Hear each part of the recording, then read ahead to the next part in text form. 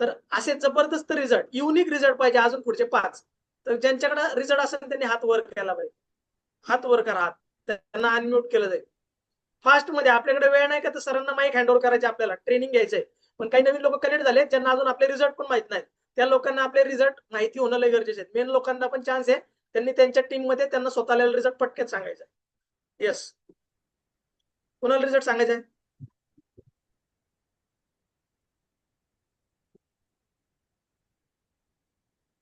विशाल sir बोला.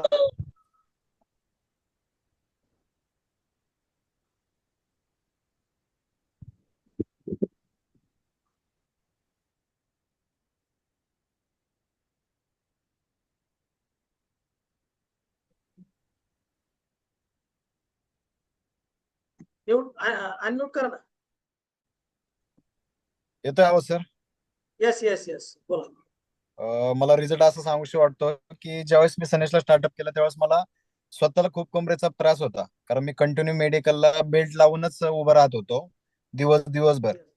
हे product चालू केले, स्वतःला छान रिझल्ट आला. विदिन मला एक साधारण महिना ते 1.5 महिन्याचा छानसा रिझल्ट आला. आणि त्याच्यानंतर ना मी माझ्या घरातल्याच माझ्या मामींना कॅन्सरसाठी आपण हे प्रोडक्ट चालू केले होते डॉक्टरांच्या सल्ल्यानुसार. त्यांना केमो पण चालू केले होते.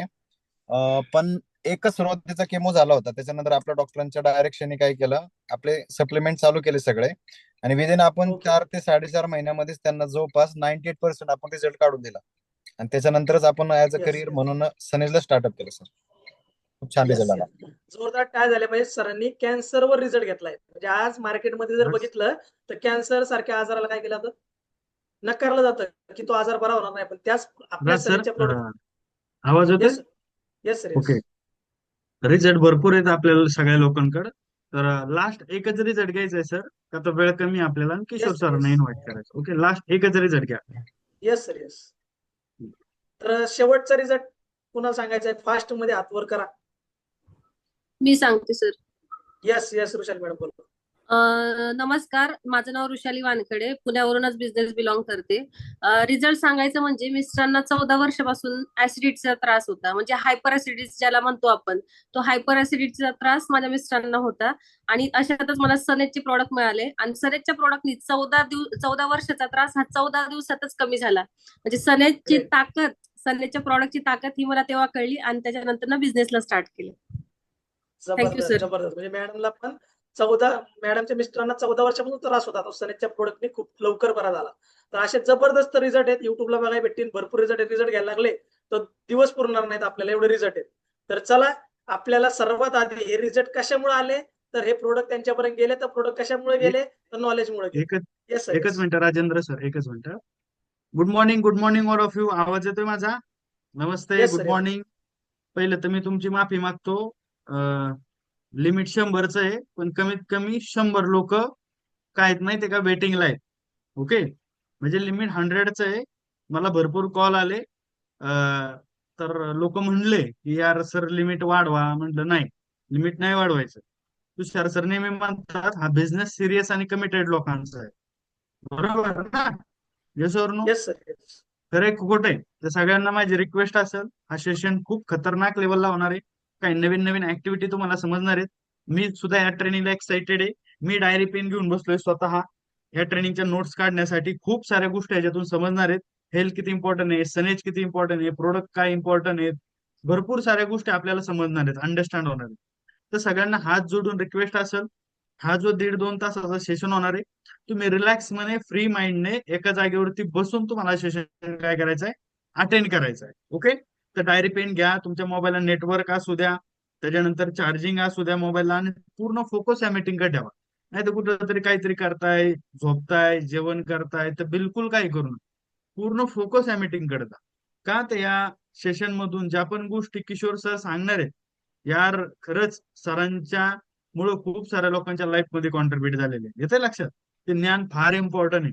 सरांनी खूप स्टडी केलाय, मागच्या 14-15 वर्षाची सरांचा अभ्यास आहे, आणि त्याचा निचोड आपल्यापर्यंत देणार आहेत नवीन नवीन अपडेट करून. ओके, तर सगळ्यांना रिक्वेस्ट असेल, त्याच्यानंतर पाहायला गेलं तर व्हिडिओ चालू करून बसा.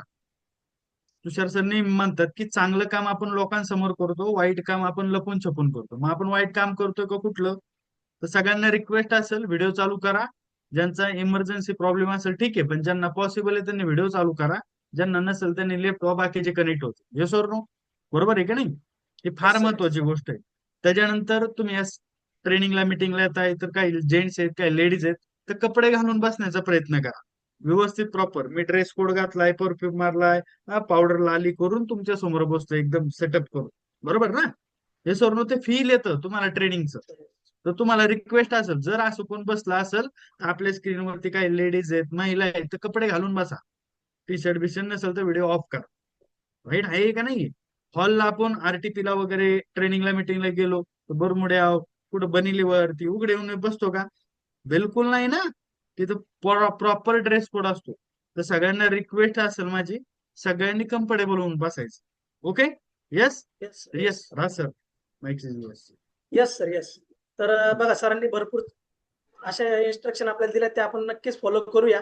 तर मी तुमचा वेळ न घेता आपल्या जबरदस्त या स्क्रीनवर अशा व्यक्तिमत्वाला आता बोलवणार आहे की ज्यांनी 15 ते 14 वर्ष हेल्थ इंडस्ट्रीचा जबरदस्त लेवल अभ्यास केलाय.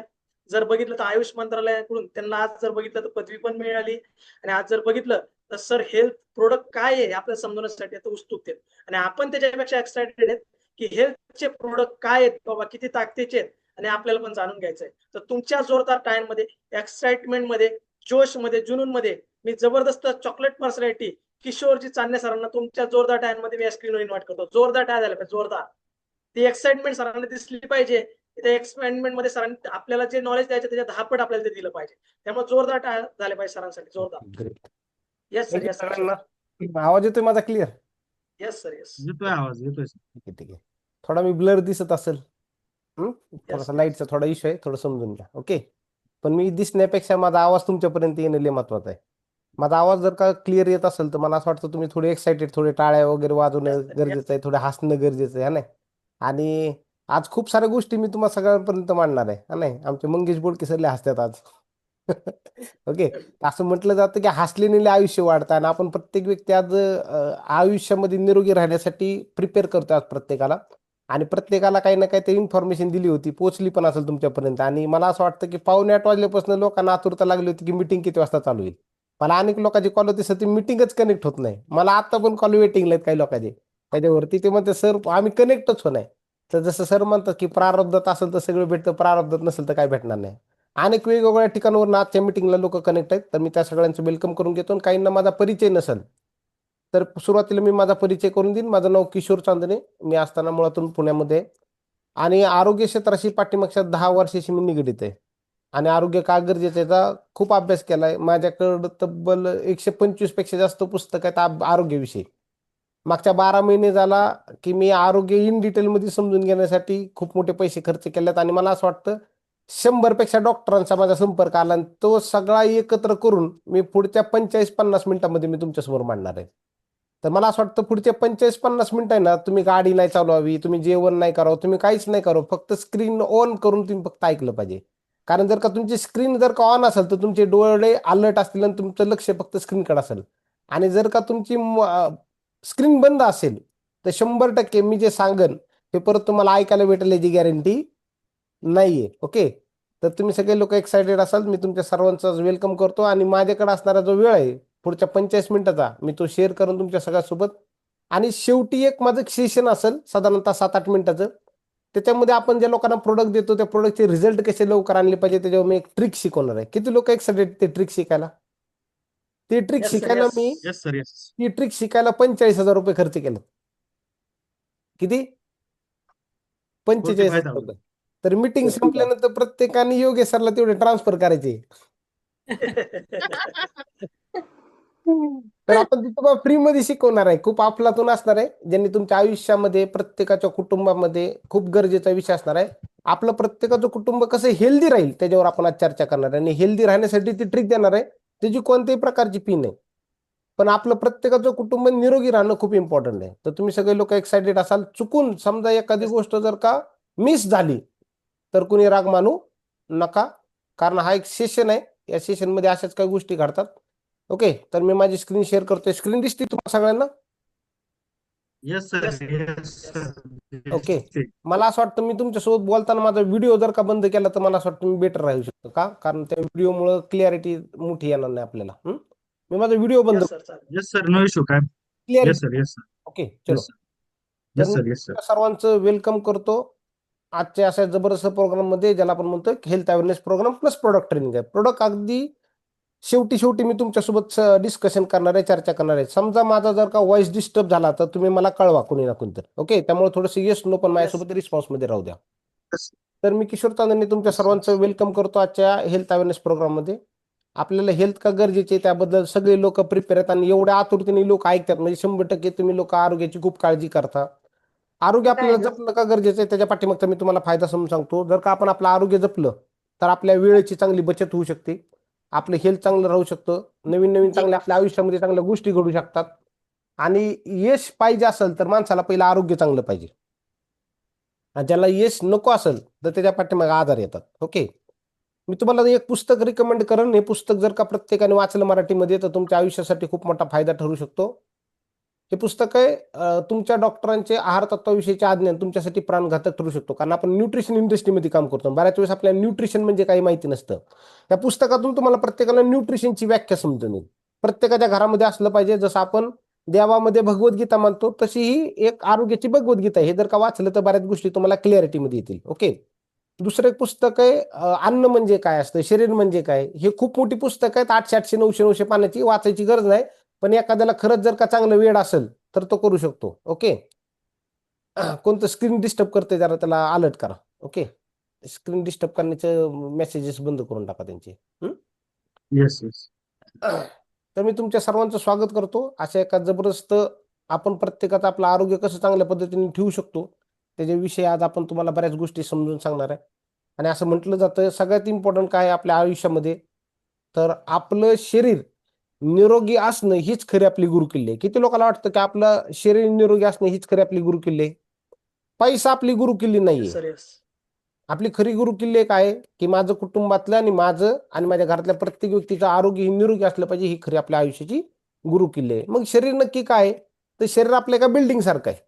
पहिले शरीर समजून घेऊ, शरीरात कार्य कसं होतं हे समजून घेऊ. त्याच्यानंतर शरीराकडे जर का दुर्लक्ष केलं तर काय परिणाम होतात आणि आज आपल्या प्रोडक्टची का गरज आहे, एक सिक्वेन्स मी तुम्हाला समजून सांगणार आहे. तर प्रत्येकाकडे ह्युमन बॉडी आहे. तर ह्युमन बॉडी कशी आहे तर साधारणतः एक बिल्डिंग असल्यासारखी आहे आणि त्याचे 3 मजले आहेत. पहिला मजला, दुसरा मजला आणि तिसरा मजला. तर फाउंडेशनला आपले पाय आहेत, बरोबर ना. शरीर म्हणजे आपलं फाउंडेशनला उभं आहे, म्हणजे 2 कॉलम आहेत त्याच्यावर आपलं शरीर उभं आहे. मधल्या भागामध्ये आपलं काय आहे तर आपली पचन संस्था आहे, पहिला मजला. त्याच्यामध्ये दुसऱ्या मजल्यावर आपलं काय आहे तर श्वास घेण्याची यंत्रणा आहे, फुफ्फुस आहे, बरोबर ना. सगळी यंत्रणा आतमध्ये परमेश्वराने बसून दिली. खालच्या मजल्याला पाय बसवलेत, मधल्या मजल्याला आपली पोट बसवलेलं आहे, त्याच्या वरच्या मजल्यावरती दुसऱ्या मजल्यावरती का बसवलेलं आहे तर फुफ्फुस ठेवलेलं आहे, त्याच्यानंतर हृदय ठेवलेलं आहे, आतमध्ये पॅनक्रिया ठेवलाय, बऱ्याच अशा अवयव ठेवले दुसऱ्या मजल्यावर. तिसऱ्या मजल्यावर गोल ठेवलाय, म्हणजे वरती आपण कसा टोप जिरे टोप लावतो तसं आपलं मुंडकं ठेवलंय, ज्यामध्ये डोळे ठेवल्यात, कान ठेवल्यात, केस ठेवल्यात. जसे एक बिल्डिंग एक चांगल्या पद्धतीने बनवली जातं ना, तसंच परमेश्वराने तुमच्या मध्ये शरीर बनवलं. आणि शरीराची व्हॅल्यू आज तुम्हाला आणि मला माहिती नाहीये. मग आपण समजून घेऊया की शरीर नक्की कसं बनवलंय. आपण देवाला कुठलाही अर्ज केला नाही, पण 24 तास तुमच्या आणि माझ्या शरीरामध्ये नखापासून केसापर्यंत रक्त वाहणारी एक सिस्टम शरीरामध्ये बनवली, ज्याला ब्लड सर्क्युलेटरी सिस्टम म्हटलं जातं. दिवस रात्र शरीरामध्ये ब्लड सर्क्युलेटरी सिस्टम काम करतं आणि त्याला पंपिंग करण्याचं काम आपलं हृदय करत असतं. ते कधी थकत नाही. आणि असं म्हटलं जातं आपलं हृदय पूर्ण दिवसात 8,000 लिटर रक्त पंप करतं. बघा, ज्याचं वजन वाढतं ना, वजन वाढल्यानंतर हृदयावर ताण येतो आणि त्याला 8,000 लिटर रक्ताच्या ऐवजी जास्त करावं लागतं, म्हणून काही लोकांना हार्ट फेल्युअरचे प्रॉब्लेम जाणवतात. नर्वस सिस्टम आहे तुमच्या आणि माझ्या शरीरामध्ये देवाने बसवलेली, म्हणजे आपल्या शरीरामध्ये कुणी कुठं जरी टच केलं तरी मेंदूपर्यंत आपल्याला सगळ्या प्रकारच्या वेदना संवेदना समजण्याचं काम आपल्या बॉडीमध्ये नर्वस सिस्टम आहे. एक जाळं पसरलेलं आहे बॉडीच्या आतमध्ये. असंख्य सेन्सेशन असणाऱ्या वाहिन्या आहेत आतमध्ये, ज्या मेसेज पास करण्याचं आपल्या शरीरामध्ये काम करतात. हाडामासूपासून बनवलेलं एक असं सुंदर आर्किटेक्चर शरीराच्या आतमध्ये काम करते, जे आपल्या शरीराला चालवण्यामध्ये काम करतात. 1000 मेगापिक्सेलचे कॅमेरा असणारे डोळे येतात तुमच्या माझ्याकडं. मोबाईलचा कॅमेरा 5, 10, 15 मेगापिक्सेलचा असेल, 50 असेल, पण परमेश्वराने डोळे जे बनलेत हे 1000 मेगापिक्सेलचे बनवलेत. 10,000 टेस्ट करणारी जीभ आज तुमच्या आणि माझ्याकडे आहे, बरोबर ना. अगणित तुम्हाला आणि मला वेदना जाणवणारी आपल्या बॉडीमध्ये एक त्वचा नावाची प्रणाली परमेश्वराने बसून दिलेली आहे. देवानं तुम्हाला आणि मला कान दिलेला आहे. तो कान एवढा सुंदर बनवलाय. प्रत्येक गोष्ट कोडला डिकोड करून मेंदूपर्यंत पोहोचवण्यामध्ये आपलं काम करतं. कोणी इंग्रजी बोलू द्या, कोणी हिंदी बोलू द्या, कोणी मराठी बोलू द्या, कोणी तामिळ, इंग्लिश, कोणत्याही लँग्वेजमध्ये बोललं तर कान सांगतो की हा कोणती भाषा बोलतो. कानाला डिकोड करण्याची सवय आहे. ओके. आणि जर का बघितलं गेलं तर तुमच्या आणि माझ्या शरीरामध्ये 75% पाणी प्रत्येक अवयवाला, जसं ब्रेनला 83% पाणी लागतं, किडनीला 83% पाणी लागतं, लंग्समध्ये 83% पाणी, आपल्या रक्तात 94% पाणी, अख्खं शरीर 75% पाण्याने भरलेलं आहे. पण कधी तुम्हाला मला जाणवलं का की थोडासा होल पडल्याने आपल्या बॉडीमधनं लिकेज जाणवते? शरीर एवढं सुंदर परमेश्वराने बनवलेलं आहे.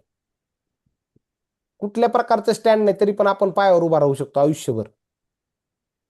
देवानं तळवे आपले सुंदर एवढे बनवलेत. गाडीचा टायर झिजतो पण आपले तळवे आजपर्यंत कधी झिजले नाहीत. एवढी अद्भुत रचना आपल्या शरीराची परमेश्वराने बनवली. आणि आपला मेंदू म्हणजे एक अणुभट्टी असल्यासारखा आहे. म्हणजे एवढे विचार डोक्यामध्ये चालतात. एका सेकंदात 60,000 विचार येतात. माणसाला यश नेण्याचं काम पण माणसाचा मेंदूच करतो आणि माणसाला अपयश करण्याचा पण काम मेंदूच करतो. आपल्या मेंदूमध्ये लय मोठी ताकद आहे. त्याचा कोण कसा वापर करतो हे लय इम्पॉर्टंट आहे. आणि असं म्हटलं जातं एवढी सगळी यंत्रणा जर का आतमध्ये चालली असेल तर नक्कीच परमेश्वर आपल्या शरीरामध्ये आतमध्ये बसलेला आहे. एक मशीन रूपी देह आपण बघतोय पण त्याच्या आतमध्ये कुठलं ना कुठलं देवाची यंत्रणा काम करते, ज्याला आपण जीव म्हणतो ना, तो कुठं ना कुठं तर काम करतो. जसं म्हणतात ना, मेलेल्या माणसाचं आणि जिवंत माणसाचं वजन चेक केलं तर हे समानच असतं, पण आतमधून जीव निघून जातो. आपण शब्द म्हणतो प्राणवायू संपतो त्या माणसाचा. म्हणजे नक्कीच परमेश्वर आपल्या तुमच्या आणि माझ्या शरीरामध्ये काम करतो. मग नक्की या शरीरामध्ये असे गोंधळ काय होतात? असं म्हटलं जातं की आपलं शरीर पंचमहाभूतांनी बनलेलं आहे. अग्नी, वायू, जल, पृथ्वी आणि आकाश या पंचमहाभूताचं तुमचं आणि माझं शरीर आहे. आणि ह्या पृथ्वीला जसं आपण काय म्हणतो प्रकृती म्हणतो, तसंच आपल्या मानवी शरीराला पण आपण प्रकृती म्हणतो. जसं एखाद्या माणसाला दवाखान्यात भेटायला गेल्यानंतर आपण आवर्जून त्याला विचारतो तुमची प्रकृती कशी आहे? बरोबर ना. या ब्रह्मांडाला पण प्रकृती नावाचा शब्द आहे आणि तुम्हाला मला पण एक प्रकृती नावाचा शब्द दिला, कारण आपल्या पंचमहाभूताने बनले. मग पंचमहाभूतामध्ये काहीतरी बिघाड होतात होतात ना. मग कोणते बिघाड होतात? जसं म्हणू की या प्रकृतीमध्ये भूकंप येणं, ज्वालामुखी येणं, सुनामी येणं, वादळ येणं, हे जे आहेत ना, हे प्रकृतीमधल्या विकृती आहेत. बरोबर ना. विकृती होतात. त्याच्यामुळं पृथ्वीचा असमतोल होतो आणि असमतोलामुळं बॉडीच्या आतमध्ये म्हणजे पृथ्वीमध्ये पण काही गोष्टी प्रकृतीमध्ये बिघडतात. तसंच आपल्या शरीरामध्ये सुद्धा काही गोष्टी बिघडतात. बरोबर ना. आणि बिघडतात म्हणजे काय? तर आपल्या शरीरामध्ये 3 दोष आहेत, ज्याला म्हणतो आपण वात आहे, पित्त आहे, कफ आहे. ओके. वात, पित्त आणि कफ. तुमचा येस नो आधीमध्ये द्या बरं का, कारण माझी फुल स्क्रीन आहे. Yes sir, yes. Yes sir, yes. मला कळणार नाही. ओके.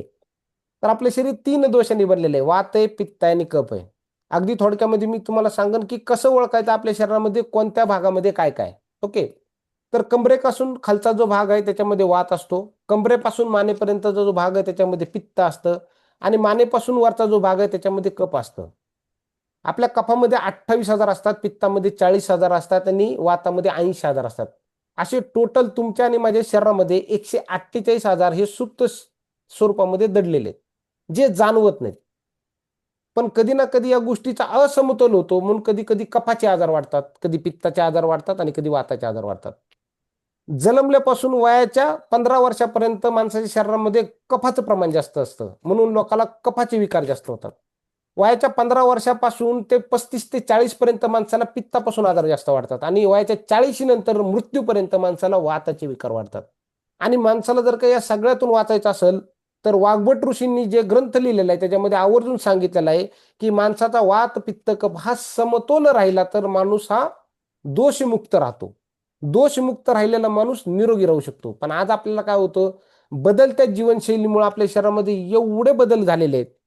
सकाळी उठण्यापासून ते रात्री झोपेपर्यंत आपण लोक प्रत्येक व्यक्ती धावपळ करतोय, शरीराकडे लक्ष नाही आणि त्याच्याचमुळं प्रत्येकाच्या शरीरामध्ये या वात, पित्त आणि कफाचा असमतोल वाढत चाललेला आहे. मग आपण समजून घेऊ की तुमच्या माझ्या आजूबाजूला नक्की काय घडतंय. पूर्ण भारताची लोकसंख्या जर का पकडली गेली तर 60% लोक असे आहेत. समजून घ्या, हा विषय खूप चांगला आहे. आज जर का बघितलं गेलं तर पूर्ण भारताची लोकसंख्या पाहिली गेलं तर भारतातले 60% लोक असे आहेत की ज्यांना कोणताही आजार नाही. 25% लोक असे आहेत की ज्यांना कोणत्या ना कोणत्या वैद्यकीय मदत म्हणजे काही ना काही तर शरीरामध्ये अडचणी आहेत पण त्यांना मदतीची गरज आहे, फायनान्शियल अडचणी आहेत. कुठल्या ना कुठल्या औषधांची गरज आहे, कोणत्या ना कोणत्या शस्त्रक्रियेची गरज आहे. अशी भारतामध्ये 25% लोक आहेत. आणि 15% लोक असे आहेत की त्यांच्यावर कोणते ना कोणते कंटिन्युअस उपचार चालू आहेत. क्रॉनिक डिसीज मध्ये 10-10, 15-15 वर्ष. अशी 100% लोक आहे ना कोणत्या ना कोणत्या आजाराला जडलेले आहेत. काही लोक जडलेले नाहीत. 40% लोक कोणत्या ना कोणत्या आजाराशी जडले आहेत आणि 60% लोक जडलेले नाहीत. पण हे 40% लोकांना जर का विचारलं तुम्ही एक काळ निरोगी होते का, तर ते सांगतात येस आम्ही पण निरोगी होतो. पण का आजारी पडले ते सांगतात की आम्ही शरीराची योग्य पद्धतीने काळजी घेतलेली नाही. मग आज ही 60% लोक जे तुम्ही आणि मी आहे, ज्याच्यामध्ये आपण आज म्हणतो की आम्ही खूप धडधाकट आहे, आम्हाला काहीच नाही झालं. लक्षात घ्या की येणारा काळ असा असणार आहे की जी लोक 40% आले नाही, हे 60% लोक पण येणाऱ्या काळात हळूहळू 40% येतात. त्याच्यामुळे तुम्हाला आणि मला येणाऱ्या काळामध्ये सगळ्यात जास्त कोणत्या गोष्टीची गरज असणार आहे, तर त्याला म्हटलं जातं न्यूट्रिशन. आणि ते न्यूट्रिशन जर का योग्य असेल तर आपण सगळे लोक निरोगी आणि चांगले राहू शकतो. जे 60% लोक आहेत ते निरोगी राहू शकतात. पण नक्की असं कोणते बदल होतात, काय घडतं जे तुमच्या आणि माझ्या शरीरामध्ये सगळा प्रॉब्लेम चालू होतो? प्रत्येकाच्या घरामध्ये भिंतीवर घड्याळ असेल, हातामध्ये घड्याळ असेल, आणि आपल्याला सांगितलं जातं की 24 तासाचा दिवस असतो. त्याला आपण म्हणतो काय, दिवस आणि रात्रीचा खेळ जो असतो त्याला एक दिवस म्हटलं जातो. पण परमेश्वराने तुम्हाला आणि मला पण दिवसा आणि रात्रीचा एक खेळ बनवून दिलेला आहे, जो आपल्या शरीराशी संबंधित आहे.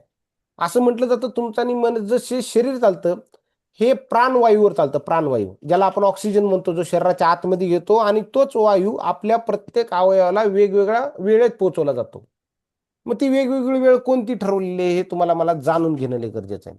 ज्याला हे घड्याळ समजलं त्याला आरोग्य समजलं. आपण म्हणतो ना आपल्या आरोग्याचे का 12 वाजतात, त्याचं कारण आहे कधी आपण आपल्या आरोग्याचं घड्याळ समजून घेतलेलं नाहीये. मग त्या आरोग्याचं घड्याळ कसं काम करतं ते मी तुम्हाला अगदी थोडक्यामध्ये समजून सांगतो.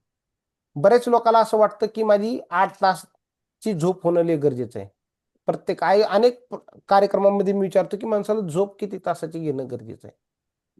आणि लोकांना सांगतात कोणाला 8 तास गरजेचे, कोणाला 5 तास गरजेचे, कोणाला 10 तास गरजेचे, काही लोक 12-12 तास घेतात. आणि त्याचे परिणाम काय जाणवतात ते मी तुम्हाला समजून सांगतो. तर असं म्हटलं जातं आयुर्वेदानुसार की माणसाने ब्रह्ममुहूर्ताला उठलं पाहिजे. ब्रह्ममुहूर्त म्हणजे कोणता? साधारणतः 4.5 तास किंवा सूर्योदय व्हायच्या म्हणजे सूर्य उगवण्याच्या 72 मिनिटं अगोदरचा जो वेळ असतो त्याला ब्रह्ममुहूर्त असं म्हटलं जातं आजच्या जीवनशैलीमध्ये. मग ह्या जीवनशैलीमध्ये जी लोक सकाळी लवकर उठतात त्यांना त्याचा फायदा काय होतो? तुमच्या समोर जर का घड्याळ तुम्ही बघत असाल तर पहाटे जर का एखादा व्यक्ती जर का 4 वाजता उठत असेल तर आपल्या शरीरातला सगळ्यात जास्त प्राणवायू आपल्या फुफ्फुसावर काम करत असतो. आपल्या फुफ्फुसाची ताकद वाढत असतो. जो माणूस पहाटे लवकर उठणार, प्राणायाम योगायन करणार, योगासन करणार, प्राणायाम करणार, शरीराला फिट ठेवण्यावर भर देणार, त्याचं फुफ्फुस मजबूत राहतं. सकाळी 4 वाजल्यापासून ते 6 वाजेपर्यंत त्याचं फुफ्फुस मजबूत होतं. उभ्या आयुष्यामध्ये त्याला फुफ्फुसाचे कधी आजार जाणवत नाही. 6 वाजल्यापासून 8 वाजेपर्यंत त्याच्या शरीरातली जी प्राण ऊर्जा असते ती त्याच्या मोठ्या आतड्याकडेच कन्वर्ट होत असते. शरीराने लय भारी घड्याळ बनवलेले. ज्या माणसाचं पहाटे पोट लवकर साफ होतं ना त्याला जिंदगीत कोणतेच मोठे आजार होत नाहीत. ओके. मग काही लोकांना लवकर का उठलं पाहिजे त्याचं मी महत्व समजून सांगतोय. अनेक लोकांना पोटाची समस्या आहे कारण त्यांचं पोट लवकर साफ होत नाही. शरीर 8 वाजल्यापासून 10 वाजेपर्यंत स्टमक ज्याला आपण आपलं जठर म्हणतो, तर जठर अग्नी प्रलुप्त केला जातो. त्याच्यामध्ये अनेक एन्झाईम्स बनले जातात, काय ऍसिड बनले जातात. म्हणून म्हटलं जातं सकाळ पोटभर अन्न खाल्लं पाहिजे. कारण सगळं शरीर पचवण्याची ताकद सकाळी 8 ते 10च्या दरम्यान आहे. 10 नंतर आपल्या शरीरामध्ये स्प्लीन असतं, जे रक्त संचय करण्याचे एक अवयव आपल्या शरीरामध्ये जे रक्ताला वाढ करण्यामध्ये काम करतं, रक्त बनवण्याचं काम करत असतं. त्या अवयवावरती प्राणवायू शिफ्ट होतो. 12 वाजता हृदयावरती, 2 वाजता लहान आतड्यामध्ये, त्याच्यानंतर 4 वाजता आपलं जी मूत्रसंस्था असते ब्लॉडर त्याच्यावरती कन्वर्ट होते. संध्याकाळी 6 वाजता आपल्या किडण्यांवरती. हळूहळू प्राणवायू काय होत असतो वेळेनुसार शिफ्ट होत असतं. बऱ्याच वेळेस आपण काय करतो आपले वेळेनुसार आपण चालत नाही, घड्याळाच्या वेळेनुसार चालतो. म्हणून बघा हल्लीच्या काळामध्ये लोकांना हार्ट अटॅक येण्याचं प्रमाण जे आहे, ताणतणावाचा वेळ आहे. बरेच लोक दुपारच्या सत्रामध्ये ताणतणाव घेतात तर 12 वाजता त्यांना हार्ट अटॅक येतो. 6 वाजताची वेळ किडनीची आहे. लोक दिवसभरात पाणी कमी पितात त्यांना किडनी स्टोनचे जास्त प्रॉब्लेम जाणवतात. रात्रीचा 8 आपल्या बॉडीतला ब्लड सर्क्युलेटरी सिस्टमचा आहे आणि माणसाचं ब्लड सर्क्युलेटरी सिस्टम सुधारतं, पण माणूस खायला बसलेला असतो 8 वाजता 9 वाजता. रात्री 12 वाजता आपलं पित्ताशी चांगलं काम करत असतो, पण माणूस रात्रभर जागतो. 11 वाजता जेवायला जातो तेव्हा शरीरामध्ये अतिरिक्त पित्त वाढतं, माणसाला ऍसिडिटीचा त्रास जाणवतो. हे घड्याळ कुठेतरी बिघडले नाही. ज्याला हे घड्याळ व्यवस्थित बसवता आलं तो निरोगी राहू शकतो. ओके. मग नेक्स्ट आपण मुद्दा जाणून घेऊया की का गरज आहे आपल्याला आपल्या आरोग्य जपण्याचं. कारण ह्याच्यामध्ये बरेच लोक असे आहेत की जी लोक इंडस्ट्रीशी जोडलेले आहेत, त्यांना समजून घेणं गरजेचे आहे की येणारा काळ कोणता आहे. एक फायनान्शियल ऍडवायझरनी सांगितलेलं आहे की एक काळ होता पाठीमागच्या 20 वर्षापूर्वी, 30 वर्षापूर्वी आपल्या भारतामध्ये ऑटोमोबाईल इंडस्ट्री आली. लोकांनी विचारलं गेलं की आम्हाला ऑटोमोबाईल इंडस्ट्रीमधनं जर का येणाऱ्या काळामध्ये जर का समृद्ध व्हायचं असेल तर काय करावं लागेल, तर त्यांनी सांगितलं एक तर तुम्ही मॅन्युफॅक्चरिंग लाईनला जावा, त्याच्यामध्ये मोठा पैसा मिळू शकतो. नाही तर दुसरा पर्याय तुम्ही इन्व्हेस्टर बना, मॅन्युफॅक्चरिंग कंपनीमध्ये इन्व्हेस्टर बना, त्यात पैसे लावा आणि पैसे कमावा. काही लोक काय केले त्याच्यामध्ये सर्व्हिस इंडस्ट्रीमध्ये गेले, म्हणजे ज्यांनी शोरूम खोलले आणि गाड्या विकल्या. ह्याच्यामध्ये लोकांनी मागच्या 30 वर्षामध्ये खूप मोठा पैसा कमवला. मागच्या 20 वर्षामध्ये नवीन एक इंडस्ट्री आली ज्याला आपण म्हणतो इन्फॉर्मेशन टेक्नॉलॉजी. ह्याच्यामध्ये पण 3 सेक्टरमध्ये लोकांनी पैसे कमवले. काही लोक मॅन्युफॅक्चरर झाले, काही लोक इन्व्हेस्टर झाले आणि काही लोक सर्व्हिस इंडस्ट्रीमध्ये काम करायला लागले. पण मागच्या 10 वर्षामध्ये जी बूमिंग इंडस्ट्री आली ज्याला वेलनेस इंडस्ट्री म्हणतो, एक जबरदस्त रेव्होल्युशन इंडस्ट्री आहे, $1 ट्रिलियन इंडस्ट्री आहे. ओके. आणि या इंडस्ट्रीमध्ये पण 3 गोष्टी आहेत. काही लोक जिम मध्ये आहेत, काही लोक वॉटर इंडस्ट्रीमध्ये आहेत आणि काही लोक फूड इंडस्ट्रीमध्ये, फूड सप्लिमेंटमध्ये. आणि जर काय शेअर होल्डर जर का बघितला तर वेलनेस इंडस्ट्रीमध्ये जे हेल्थ क्लब आहे जिम, ह्यांचा शेअर व्हॅल्यू जो आहे तो बाजारामध्ये फक्त 2%, 12%, मिनरल वॉटर पाणी 8% आणि न्यूट्रिशन जे आहे ते तब्बल 80%. आणि तुम्ही मी आज न्यूट्रिशन इंडस्ट्रीमध्ये ज्याचा 80% वाटा असणार आहे तुमच्या आणि माझ्या आयुष्यामध्ये. ओके. मग काही लोक जिमवरती आज लय भर देतात आणि असं म्हटलं जातं निरोगी राहायचं असेल तर जिमची गरज नाहीये निरोगी राहण्यासाठी. पाण्याच्या बाबतीत आपण लोक लय निष्काळी आहे. काही लोक जर का बघितलं गेलं तर पाणी चांगलं पिण्याबद्दल खूप लोक अलर्ट झालेत, पण शरीर कसं चांगलं ठेवलं पाहिजे त्यासोबत अलर्ट नाही. आपण समजा रेल्वेने प्रवास करत असेल तर रेल्वे स्टेशनच्या पण बाहेर पाणी असतं, रेल्वेच्या आतमध्ये पण पाणी असतं आणि बाटली बंद पाण्यामध्ये पण पाणी मिळतं. आपल्याला जर का विचारलं गेलं तर कोणतं पाणी चांगलं पिण्यासाठी, तर आपण काय विचार करतो, काय उत्तर देताल तुम्ही? बॉटल मधलं.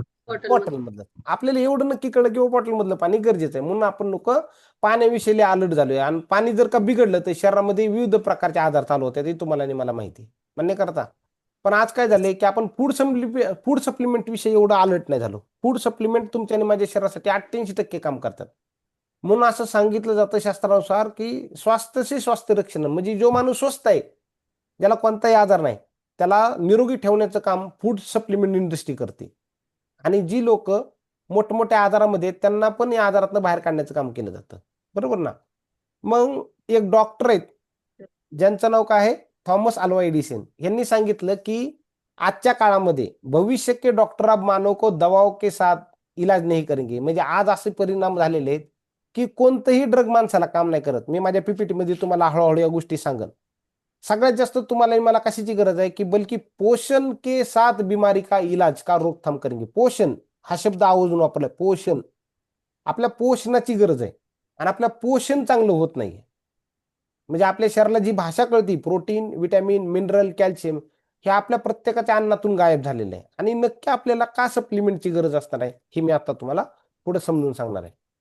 आतापर्यंत मी जेवढं बोललो हे जर का कोणी एखाद्याने नीट ऐकलं नसेल तर पुढचे 30 मिनिटं तुम्हाला अलर्ट होणं गरजेचं आहे. कदाचित तुमच्या घरामध्ये लहान मुलं ऐकत असतील, काही वयोवृद्ध ऐकत असतील, काही नवरा बायको ऐकत असतील, तर पुढचे 30 मिनिटं मला मन लावून ऐका. कारण आता जर का तुम्ही नाही ऐकून घेतलं तर येणारा काळ तुम्हाला ICU मध्ये ऐकावं लागेल. मला नाही पण डॉक्टरचं तर नक्कीच ऐकावं लागेल. तर तुम्ही आहेत का पुढचे 30 मिनिटं व्यवस्थित ऐकण्यासाठी? मला येस सर, येस. आहेत तुम्ही सगळे अलर्ट? I am ready. आपण I समजून am घेऊ ready. की नक्की काय गरजेचं झाले. आपण असं म्हटलं जातं की आपलं अन्न हेच पूर्ण ब्रह्म आहे. खरं खोटं? न्यूट्रिशनची काय गरज आहे त्याच्यावर आपण जाणार आहे, त्यानंतर प्रोडक्ट काय गरजेचे आहे मी तुम्हाला समजून नाही. पण नक्की आपलं अन्नच हे काय पूर्ण ब्रह्म आहे. पुराण काळापासून लोकांना सांगितलेलं आहे की अन्न हेच पूर्ण ब्रह्म आहे. पण आपल्याला जे आपल्या दारामध्ये किंवा आपल्या समोर जे ताट येतं हेच खरं आपलं मेडिसिन आहे. पण या मेडिसिन मध्येच लय मोठा गोंधळ झालाय, तो आपण आता थोडक्यात समजून घेणार आहे. एक फॉर्म्युला मी तुम्हाला समजून सांगतो. जर का माणसाला उभ्या आयुष्यामध्ये जर का निरोगी राहायचं असेल तर एक फॉर्म्युला तुमच्या समोर लिहिला आहे, EARN. अर्न म्हणजे कमवणे, पैसे नाही. तर काय कमवायचे तुम्हाला आणि मला? तर चांगलं आरोग्य कमवायचे. चांगलं आरोग्य कमवायचं असेल तर मला प्रत्येकाला विनंती आहे, 100 लोक असतील, प्रत्येकाच्या घरामध्ये 2 लोक असतील, 4 लोक असतील, प्रत्येकाने डेलीच्या स्वरूपामध्ये एक्सरसाइज करणं गरजेचं आहे. म्हणजे शरीराला व्यायामाची गरज लावणं लय गरजेचं आहे. ए म्हणजे की माणसाचा पॉझिटिव्ह ऍटिट्यूड होणं लय गरजेचं आहे. पॉझिटिव्ह म्हणजे प्रत्येक गोष्ट तुम्हाला बघताना ही पॉझिटिव्ह बघणं गरजेचं आहे. निगेटिव्ह दृष्टिकोन असणारी माणसं कोविडमध्ये पटपट मरण पावली आणि ज्याचा पॉझिटिव्ह दृष्टिकोन होता ते आजही जिवंत आहेत. एक्सरसाइज गरजेचे आहे, तुम्हाला पॉझिटिव्ह ऍटिट्यूड करणं गरजेचं आहे. त्याच्यानंतर तुमची झोप चांगली होणं गरजेचं आहे. साधारणतः प्रत्येक व्यक्ती असं म्हटलं जातं 35च्या अगोदर माणसाला 7 तासाची झोपेची गरज आहे. 7 तास. आणि 35 नंतर माणसाला 6 तासाची गरज आहे. मग आता झोपेचं गणित कसं आहे, तुमच्याकडे जर का डायरी आणि पेन असेल तर तुम्ही समजून घ्या. शास्त्र असं सांगतं की ज्या माणसाची झोपण्याची वेळ 9 वाजल्यापासून 12 वाजेपर्यंत जर का असेल, 9 ते 12, तर आपले बॉडीची जी रेस्टची झोप असते 9 वाजल्यापासून 12 वाजेपर्यंतची झोप म्हणजे घड्याळानुसार 3 तास पकडले जातात, पण आरोग्यानुसार 1 तासाची झोप 2 तासाप्रमाणे पकडली जाते. 9 ते 12 ह्या दरम्यानची वेळ 1 तासाची 2 तासाप्रमाणे पकडली जाते. रात्री 12 पासून ते 3 वाजेपर्यंतची झोप 1 तासाला 1 तासाप्रमाणे असते. आणि पहाटे 3 वाजल्यापासून सूर्य उगवतोपर्यंत आपल्या शरीराची झोप 1 तासाला अर्ध्या तासाप्रमाणे असते. हे गणित आहे. हे तुम्हाला गणित तुमच्या घरामध्ये जाऊन चेक करायचं की आपण रात्री झोपतो कितीला आणि उठतो कितीला आणि वयामानानुसार आपली 7 तासाची झोप कंप्लीट होती का. 60% लोक डिफॉल्ट सापडतील, कारण रात्री व्हॉट्सअपच्या लास्ट सीनवर झोपतो आणि सकाळी उशिरा उठतो, त्याच्यामुळे त्याची पुरेपूर झोप होत नाही. त्याच्यामुळे त्याचे सेल्स डिऍक्टिव्ह होतात आणि असंख्य सेल मरण पावतात. त्याच्यामुळे वयाच्या अगोदर म्हातारपण येतं, केस गळतात, अशा अनेक समस्या त्या माणसाला जाणवतात. आणि शेवटचा जो प्रकार आहे ज्याला म्हणतो आपण न्यूट्रिशन, एन, बरोबर ना, हा एक फॉर्म्युला आहे.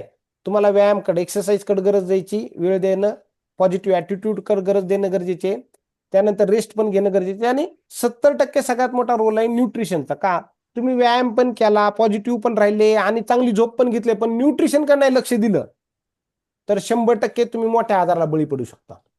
ओके, तर आपण समजून घेऊया की आपल्या बॉडीमध्ये न्यूट्रिशन नक्की काय काम करतं. आपण जे पण अन्न खातो ना त्यातलं 90% वेस्ट जातं आणि 10%च बॉडीला लागू पडते.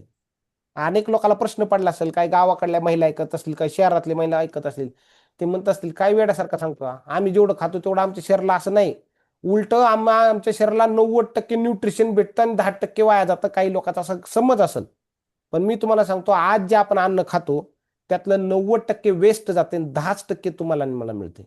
मग शरीराची 100%ची गरज आहे, 90% वाया जाते आणि 90% जर का शरीराला भेटतच नसतील तर मला सांगा आजार वाढणार का नाही वाढणार. Yes sir, yes. डेफिनेटली वाढणार. शरीराला फक्त 6 गोष्टी कळतात: protein, vitamin, mineral, carbohydrate, fat आणि पाणी. आणि ह्या 6 गोष्टी जर का रेग्युलर तुमच्या आणि माझ्या शरीरामध्ये जर का गेल्या तर शरीर कार्यक्षम राहतं, आणि ह्या जर का नाही मिळाल्या तर आपल्या शरीराची वाट लागते. मग आता आपण बघूया आपल्या शरीराची वाट कशी लागते. किती लोक एक्साइटेड आहेत. Yes sir, yes. आणि मी आता इथून पुढे जी गोष्ट दाखवणार आहे ना, मी मागच्या 5 वर्षात सनेज मध्ये कधीच कुठे दाखवलं नाही, ह्या गोष्टी तुम्हाला दाखवणार आहे. Yes sir, yes. आपण पाहून घेऊया की काय आपल्या न्यूट्रिशन मध्ये गडबड होती. आपल्या शरीरामध्ये 5 गोष्टी घडतात आणि 5 गोष्टी लय गरजेच्या आहे. आपल्या शरीरासाठी सर्वोत्तम जेवणच आपल्यासाठी गरजेचं आहे, बरोबर ना. व्हेजिटेरियन जेवण आपल्या शरीरासाठी सगळ्यात उत्तम असतं आणि भरपूर खातो, पण आपल्याला पर्याप्त न्यूट्रिशन का नाही भेटत, त्याची 5 कारण आहेत. त्याचं पहिलं कारण आहे, आपल्याकडं प्रत्येकाकडे केमिकल आणि युरिया असणारी गोष्ट तुमच्या आणि माझ्या घरापर्यंत येते. खरं खोटं आहे?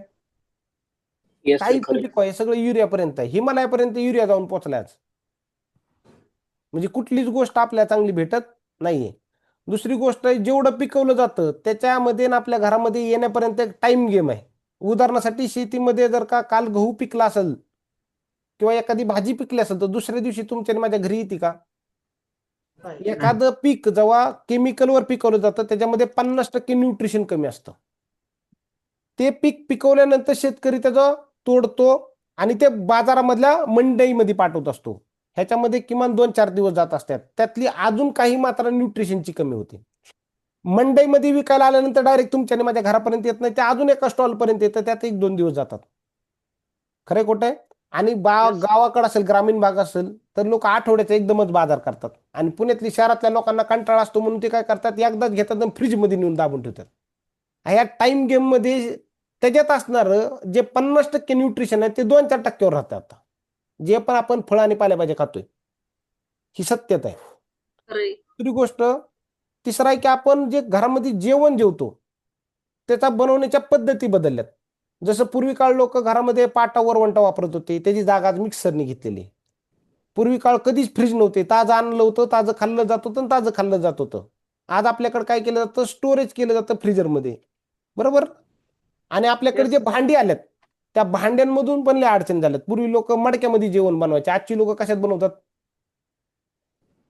अॅल्युमिनियमच्या भांड्यामध्ये, नॉनस्टिक भांड्यांमध्ये, नॉनस्टिक. बरोबर ना. त्याचे शरीरावर दुष्परिणाम होतात. आणि जपानमध्ये सगळ्यात पहिला मायक्रोवेव्हचा आविष्कार झाला आणि पूर्ण जगाला मायक्रोवेव्ह विकला त्यांनी. आणि त्याच जपाननी मागच्या 1 महिन्याखाली सगळेच्या सगळे फॅक्टरी बंद केल्यात मायक्रोवेव्हचे, कारण त्यांना लक्षात आलं की मायक्रोवेव्ह पासून माणसाला कॅन्सर होतो.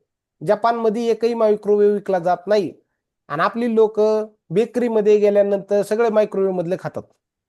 येस. आणि आपली लोक वारंवार गरम करणारी खाद्यपदार्थ खातो आपण, चायनीज, नूडल्स, वडापाव, बरोबर का नाही. एकाच तेलात गरम करणारी गोष्ट खातो. ह्याचे दुष्परिणाम काय आहेत हे मी तुम्हाला पुढे गेल्यानंतर समजून सांगतो. ओके. मग आता आपण जाणून घेऊया की नक्की काय होतंय. बघा आपल्या शरीरामध्ये मी जसं सांगितलं किती टक्के न्यूट्रिशनची कमी आहे, 80 ते 90% न्यूट्रिशनची कमी आहे. आता ह्याच्यामध्ये काय गडबड झाली ते आपण जाणून घेऊया. ह्याच्यात सगळ्यात मोठी गडबड आहे कोणती, युरियावरचं तर खातो तुम्ही आणि मी, पण आता आपल्याकडे जे येतं त्याच्यामध्ये पण सगळ्यात मोठी भेसळ होत चाललेली आहे, ज्याला आपण म्हणतो अडल्ट्रेशन. किती लोकांना माहिती आहे की आपण जेवढं अन्न खातो, किचनमध्ये बनवणाऱ्या बायका आणि त्यांच्या घरात खाणारी जेवढी पण लोक आहेत त्यांना मी अलर्ट करून सांगतो की जे पण आपण अन्न खातो हे कधी आपण तपासून आणत नाही.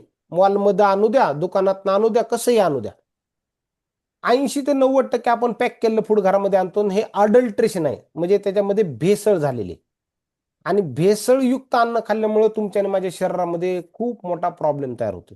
त्याचं सगळ्यात पहिलं कारण, आपण प्रत्येक जण घरामध्ये जे खातो ना तेल, ते एक ॲनिमल फॅट पासून बनलेलं तेल आहे आणि ॲनिमल फॅट अनेक ठिकाणी वापरलं जातं. ही एक गंभीर समस्या आहे, आरोग्याचे धोके निर्माण होतात.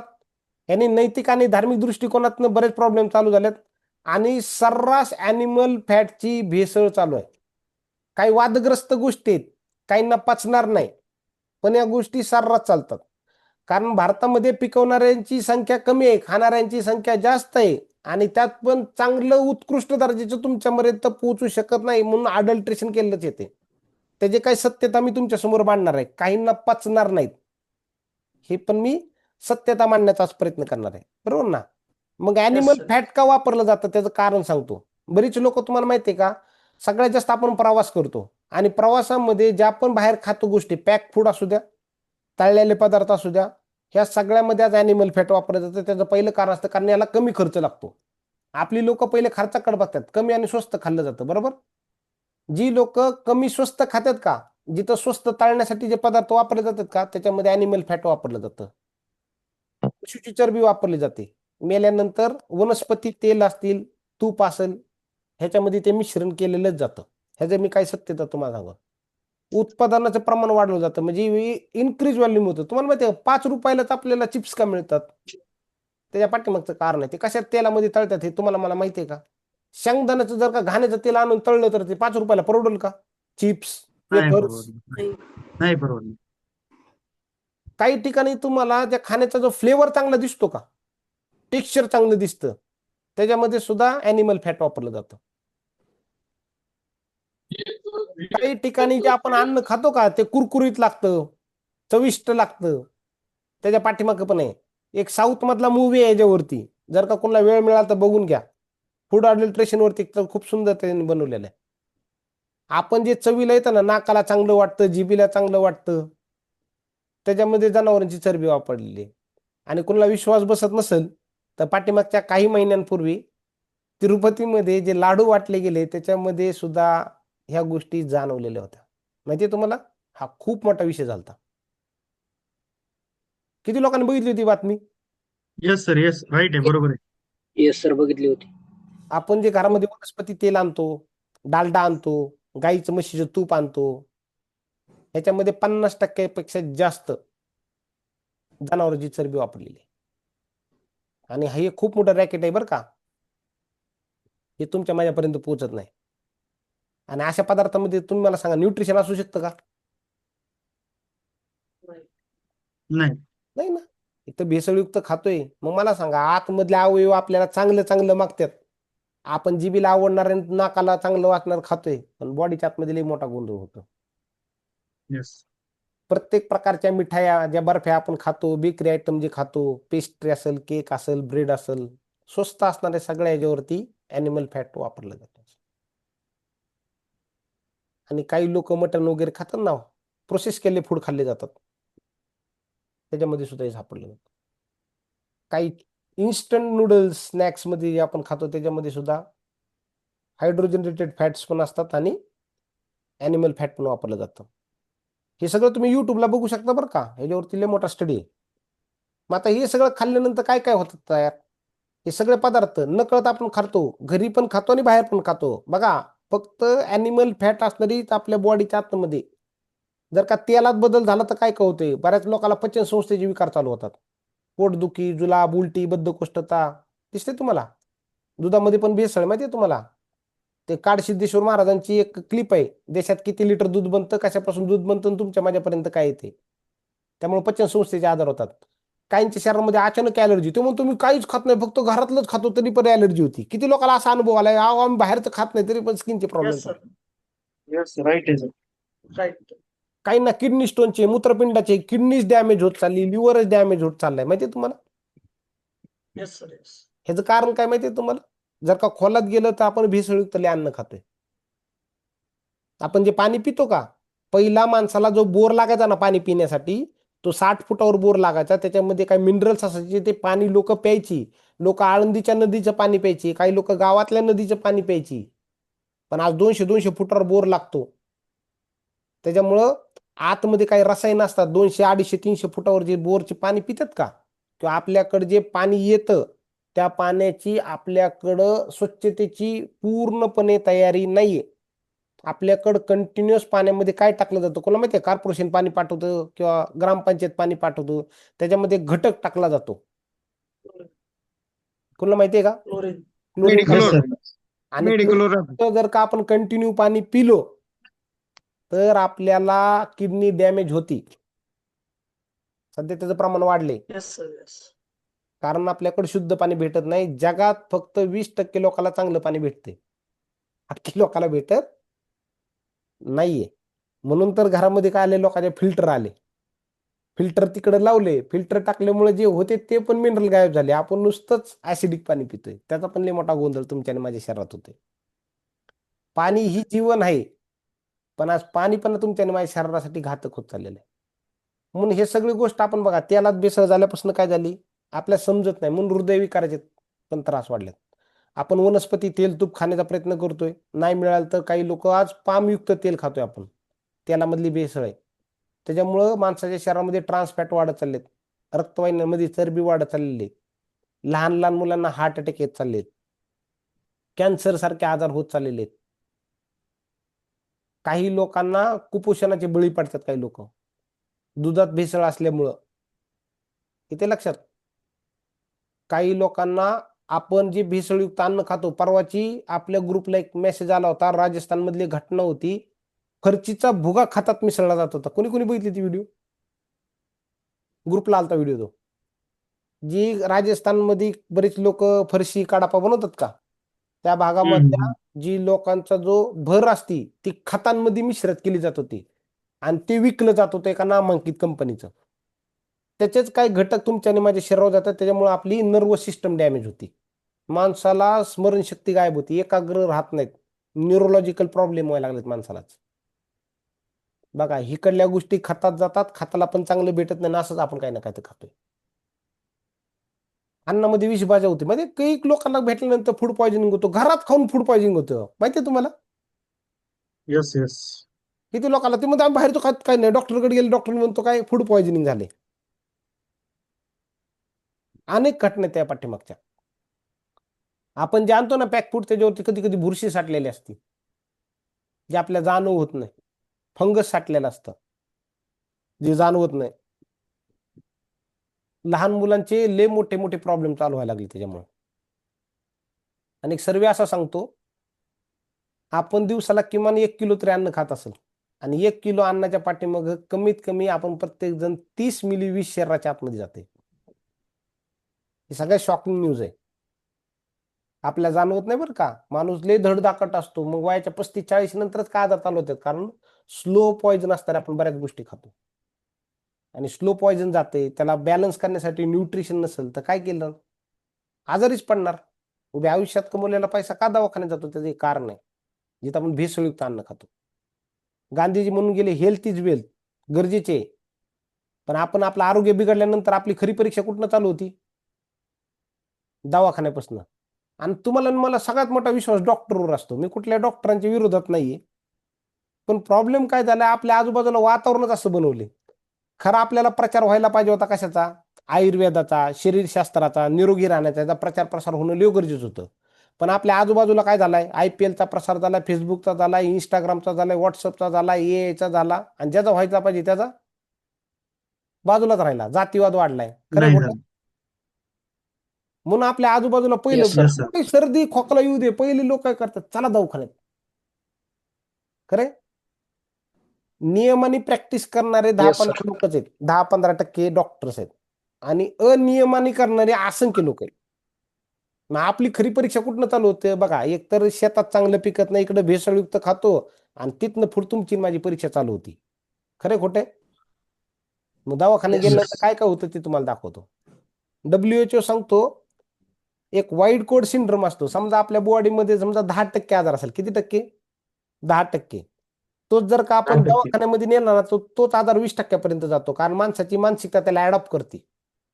20%. समजा जर का त्या हॉस्पिटलची बिल्डिंग जर का 10-15 मजली जर का पॉश असेल, तर तोच आजार 30% पण जातो. आणि त्यात जर का डॉक्टर जर का लय शिकलेला असेल, त्याच्यासमोर 7-8 डिग्र्या लागलेल्या असतील USBSच्या, तर तोच आजार 50% पण जातो. त्याला वाईट कोड सिंड्रोम म्हणतात बरं का. WHO सांगतो की माणसाच्या मानसिकतेमुळे पण आजार वाढतो. किती लोकांना माहिती असं होतं?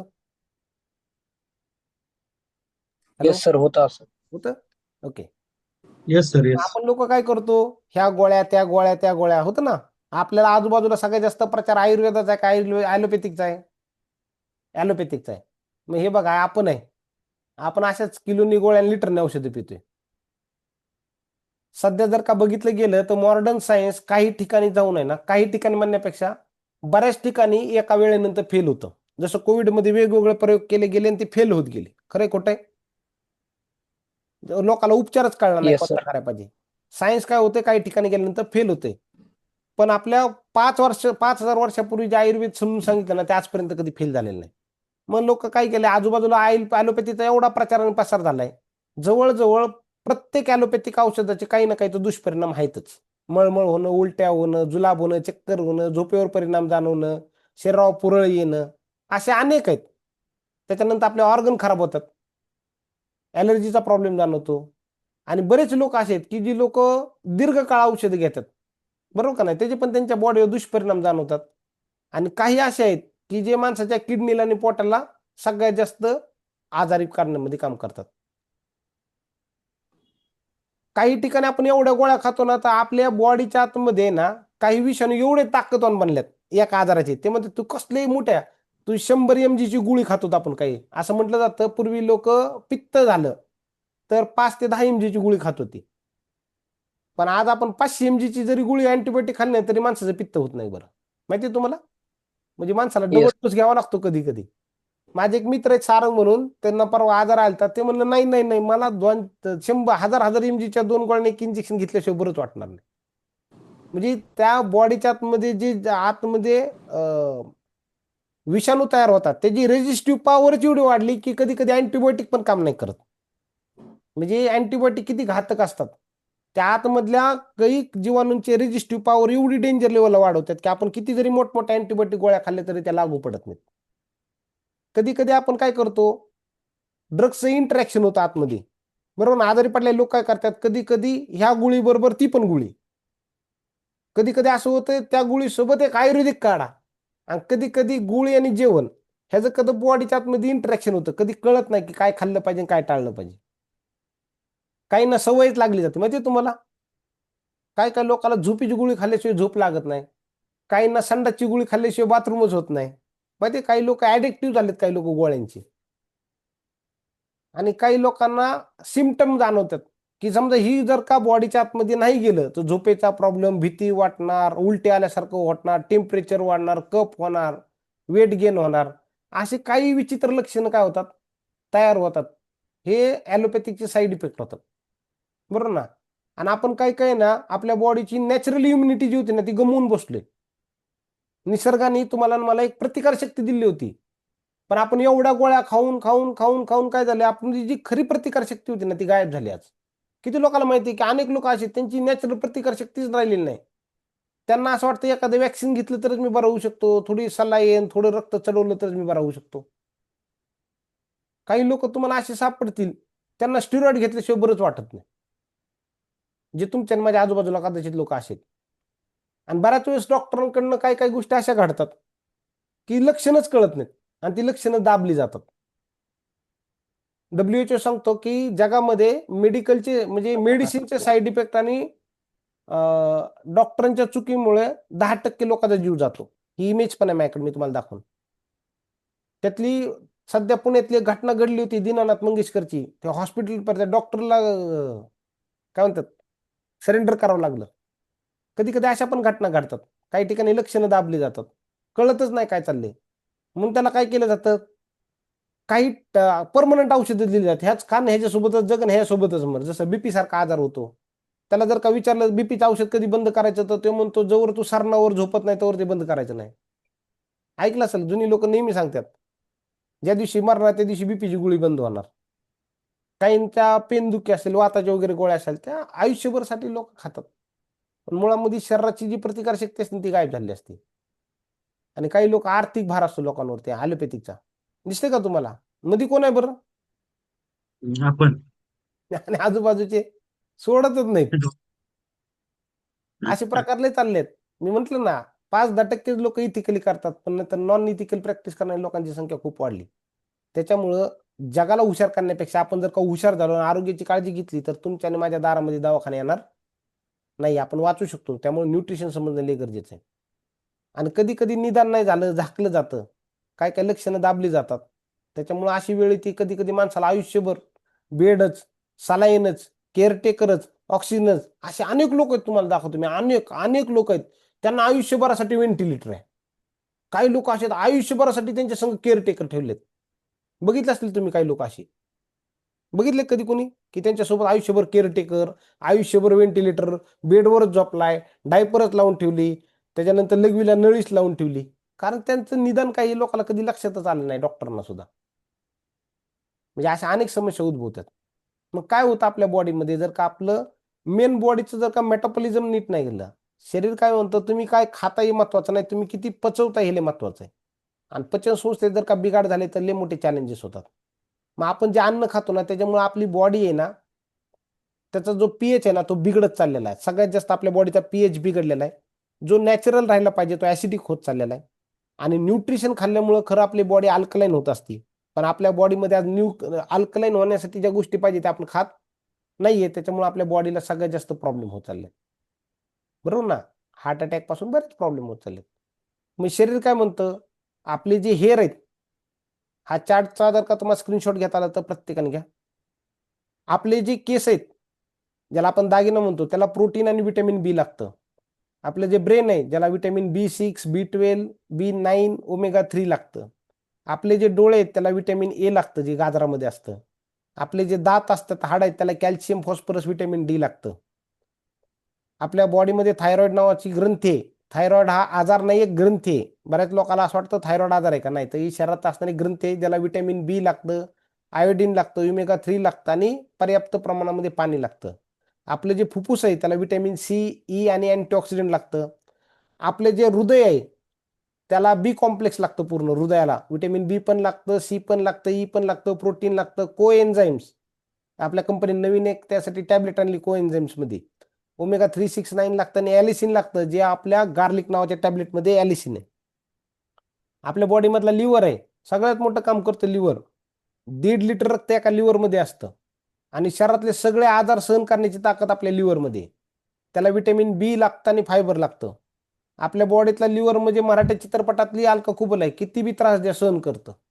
पण एकदा तिची सहनशीलता सुटली की मग वरच जावं लागतं, कारण लिव्हर ट्रान्सप्लांट करून कधी माणूस जिवंत राहत नाही. बऱ्याच अडचणी त्याच्या पाठीमागं. विलासराव देशमुखचा लिव्हर खराब झालता, अनेक पैसे होते पण ट्रान्सप्लांट नाही करता आला, मल्टिपल कॉम्प्लिकेशन होते. त्यामुळे माणसांनी लिव्हर काळजी करणं गरजेचं आहे. किडनी, काही काही लोकांच्या हातातला फोन किडनीच्या किमती एवढा आहे, पण लोक त्याची काळजी करत नाही. मोबाईलची काळजी करतात, टायमाला EMI भरतात, पण किडनीकडे काळजी नाही. पर्याप्त प्रमाणात पाणी पिणं गरजेचं आहे. विटॅमिन B गरजेचं आहे, त्याला C गरजेचं आहे, अँटीऑक्सिडंट गरजेचं आहे. आपल्या बॉडीतला पॅनक्रिया लय इम्पॉर्टंट आहे. डायबिटीजवाले सगळ्यांनी ऐका, त्याला विटॅमिन C लागतं, E लागतं, प्रोटीन लागतं, फायबर लागतं. पण अवेळी जेवण जेवतो, हा नाही. शास्त्र असं सांगतं, भूक लागली तर खा आणि आपल्या डोळ्याला दिसेल ते पोटात टाक. शरीर सारखं जर का पॅनक्रियामधून जर का सारखं इन्सुलिन बनलं तर शरीरामध्ये अतिरिक्त इन्सुलिन वाढतं, म्हणूनच डायबिटीज होतोय. म्हणून शास्त्र सांगतं की 2च वेळ जेव आणि आपण जे दिसेल ते खा. त्याच्यामुळे आजकाल डायबिटीज वाढतोय. आपल्या बॉडीमध्ये ब्लड आहे, ब्लडला आयरन लागतं, विटॅमिन K लागतं आणि जे स्किन आहे, सगळं शरीर झाकले स्किननी, त्याला प्रोटीन लागतं, विटॅमिन D लागतं, विटॅमिन E लागतं. हा एक न्यूट्रिशनचा चार्ट आहे. ह्याच्यामध्ये तुम्हाला फायदा असा होऊ शकतो की कुठल्या व्यक्तीला कोणता डिसीज आहे, काय वापरलं पाहिजे हे त्यातनं तुम्हाला समजेल. मग बघा, मागच्या 30 वर्षापूर्वी कुठले आजार येत होते? मलेरिया यायचा, प्लेग यायचा, डेंग्यू यायचा, TB यायचा, viral fever, flu, diarrhoea, asthma, देवी, हे आजार यायचे. आजार कशामुळे व्हायचे? मच्छरमुळं, जीवाणू, किटाणू आणि विषाणू. आणि आज जर का बघितलं गेले तर 90 ते 95% आजार कंट्रोलमध्ये आले. पण आज जे आजार होतात, हे जे आजार आहे त्याला कम्युनिकेबल डिसीजेस म्हणतात.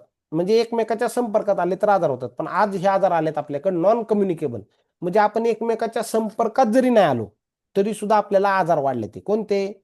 मायग्रेन, अर्धं डोकं दुखणं, माहिती तुम्हाला, हार्ट अटॅक, पचनाचे आजार, डायबिटीज, BP, कोलेस्ट्रॉल वाढते, दाताचे आजार वाढले, जॉईंट पेन, बरोबर ना, केस गळतात, ऍसिडिटी वाढली, किडनीचे प्रॉब्लेम, वजन वाढत नाही, वजन कमी होत नाही, लक्षात राहत नाही, लेडीचे हार्मोन प्रॉब्लेम असतील, त्वचेचे आजार असतील, सेक्शुअल प्रॉब्लेम असेल, लिव्हरची समस्या असेल, हे सगळे ना ऑर्गन डिसऑर्डर म्हणतात. म्हणजे आपले अवयवच कमकुवत झालेत. एखाद्या माणसाला 100% आहाराची गरज आहे, त्याला जर का 20% मिळालं ना, 80% नाही मिळत, कुपोषित होतो ना, तसे तुमचे माझे अवयव आतमध्ये झालेत कुपोषित. आणि हे झाल्यात नॉन कम्युनिकेबल डिसीजेस. त्याच्यामुळे आपल्यामध्ये काय झालंय, युरियाचं अन्न नाही, भेसळयुक्त अन्न खातो, शरीराकडे लक्ष नाही, त्याने वाढल्यात प्रॉब्लेम. आणि ह्याचं सगळ्यात मूळ कारण काय? एक तर आपलं खाण्यापिण्याकडे लक्ष नाही, लाईफस्टाईल डिसीज म्हणजे आपली जीवनशैलीत, आणि आपण लोक कधीही काळजी घेत नाही. असा एक सर्वे आलता एका इन्शुरन्स कंपनीचा, त्यांनी सांगितलं होतं पुण्यामध्ये लोक कोविडने मेलीच नसती. त्यांनी असा दावा केलाय. आणि त्यांना उत्तर विचारलं गेलं, असं तुम्ही का म्हणता? ते म्हणते, जर का यांनी जर का हातकाडीवरलं खाल्लंच नसतं, कुणी स्ट्रीट फूड खाल्लंच नसतं, तर यांची प्रतिकारशक्ती चांगली राहिली असती आणि कुणीच आजारी नसतं पडलं. मग आपण खरीच लोक केअरलेस आहे. काय वाटतं, आपण हातगाडीवरलं खाल्लं पाहिजे का? रात्री 8 नंतर हॉटेलला गेलं पाहिजे का? नाही तर आपण नाही गेलं सगळे लोक पाहिजे. कशाला झुपलोय? स्विगी, झोमॅटो, काय काय 4-5 कंपन्या आल्यात आणि 4-5 कंपन्या इन्स्टंट फूड बनवतात. स्विगी किती वेळा डिलिव्हरी करते कोणाला माहितीये का? 15-20 मिनिटं. 20 मिनिटात जे जेवण बनत असेल त्याची ग्रेव्ही किती वेळात बनवली असेल? त्याच्यामध्ये काय फूड वापरले असतील? तुम्ही जर का विचार केला ना आणि एकदा किचन मध्ये डोकून गेल ना, तर तुम्ही जिंदगी स्विगीचं जेवण जेवणार नाही कधी. खूप मोठ्या अडचणीत राईट. फूडमुळं प्रिझर्वेटिव्ह असतात. एवढ्या गोष्टी आज तुमच्याने माझ्याला भेडसावतात ना, भयानक चॅलेंजेस तयार झाले. त्याच्यामुळे तुम्ही सगळ्यांनी सावध राहणं लय गरजेचं आहे. मग आता हे आजार बरे करायचे तर आपल्याला पहिलं काय? ॲलोपॅथिक, दुसरं आलं होमिओपॅथ, तिसरं आलं आयुर्वेद आणि चौथा आहे नॅचरोपॅथ. पण तुमचा माझा सगळ्यात मोठा विश्वास कशावर आहे?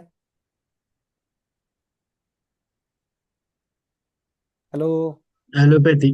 ॲलोपॅथी. ते म्हणतात ॲलोपॅथी गोळी. आयुर्वेद का नको, ते म्हणतात झाडपाला पाचत्यात, 7-8 महिने लागतात, कधी बरं होईल माहिती नाही. होमिओपॅथ कडे लोक का जात नाहीत? ते म्हणतात काय खरं काय खोटं माहिती नाही.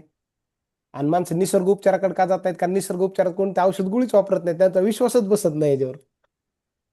म्हणून लोकांचा विश्वास कशावर आहे? ॲलोपॅथी.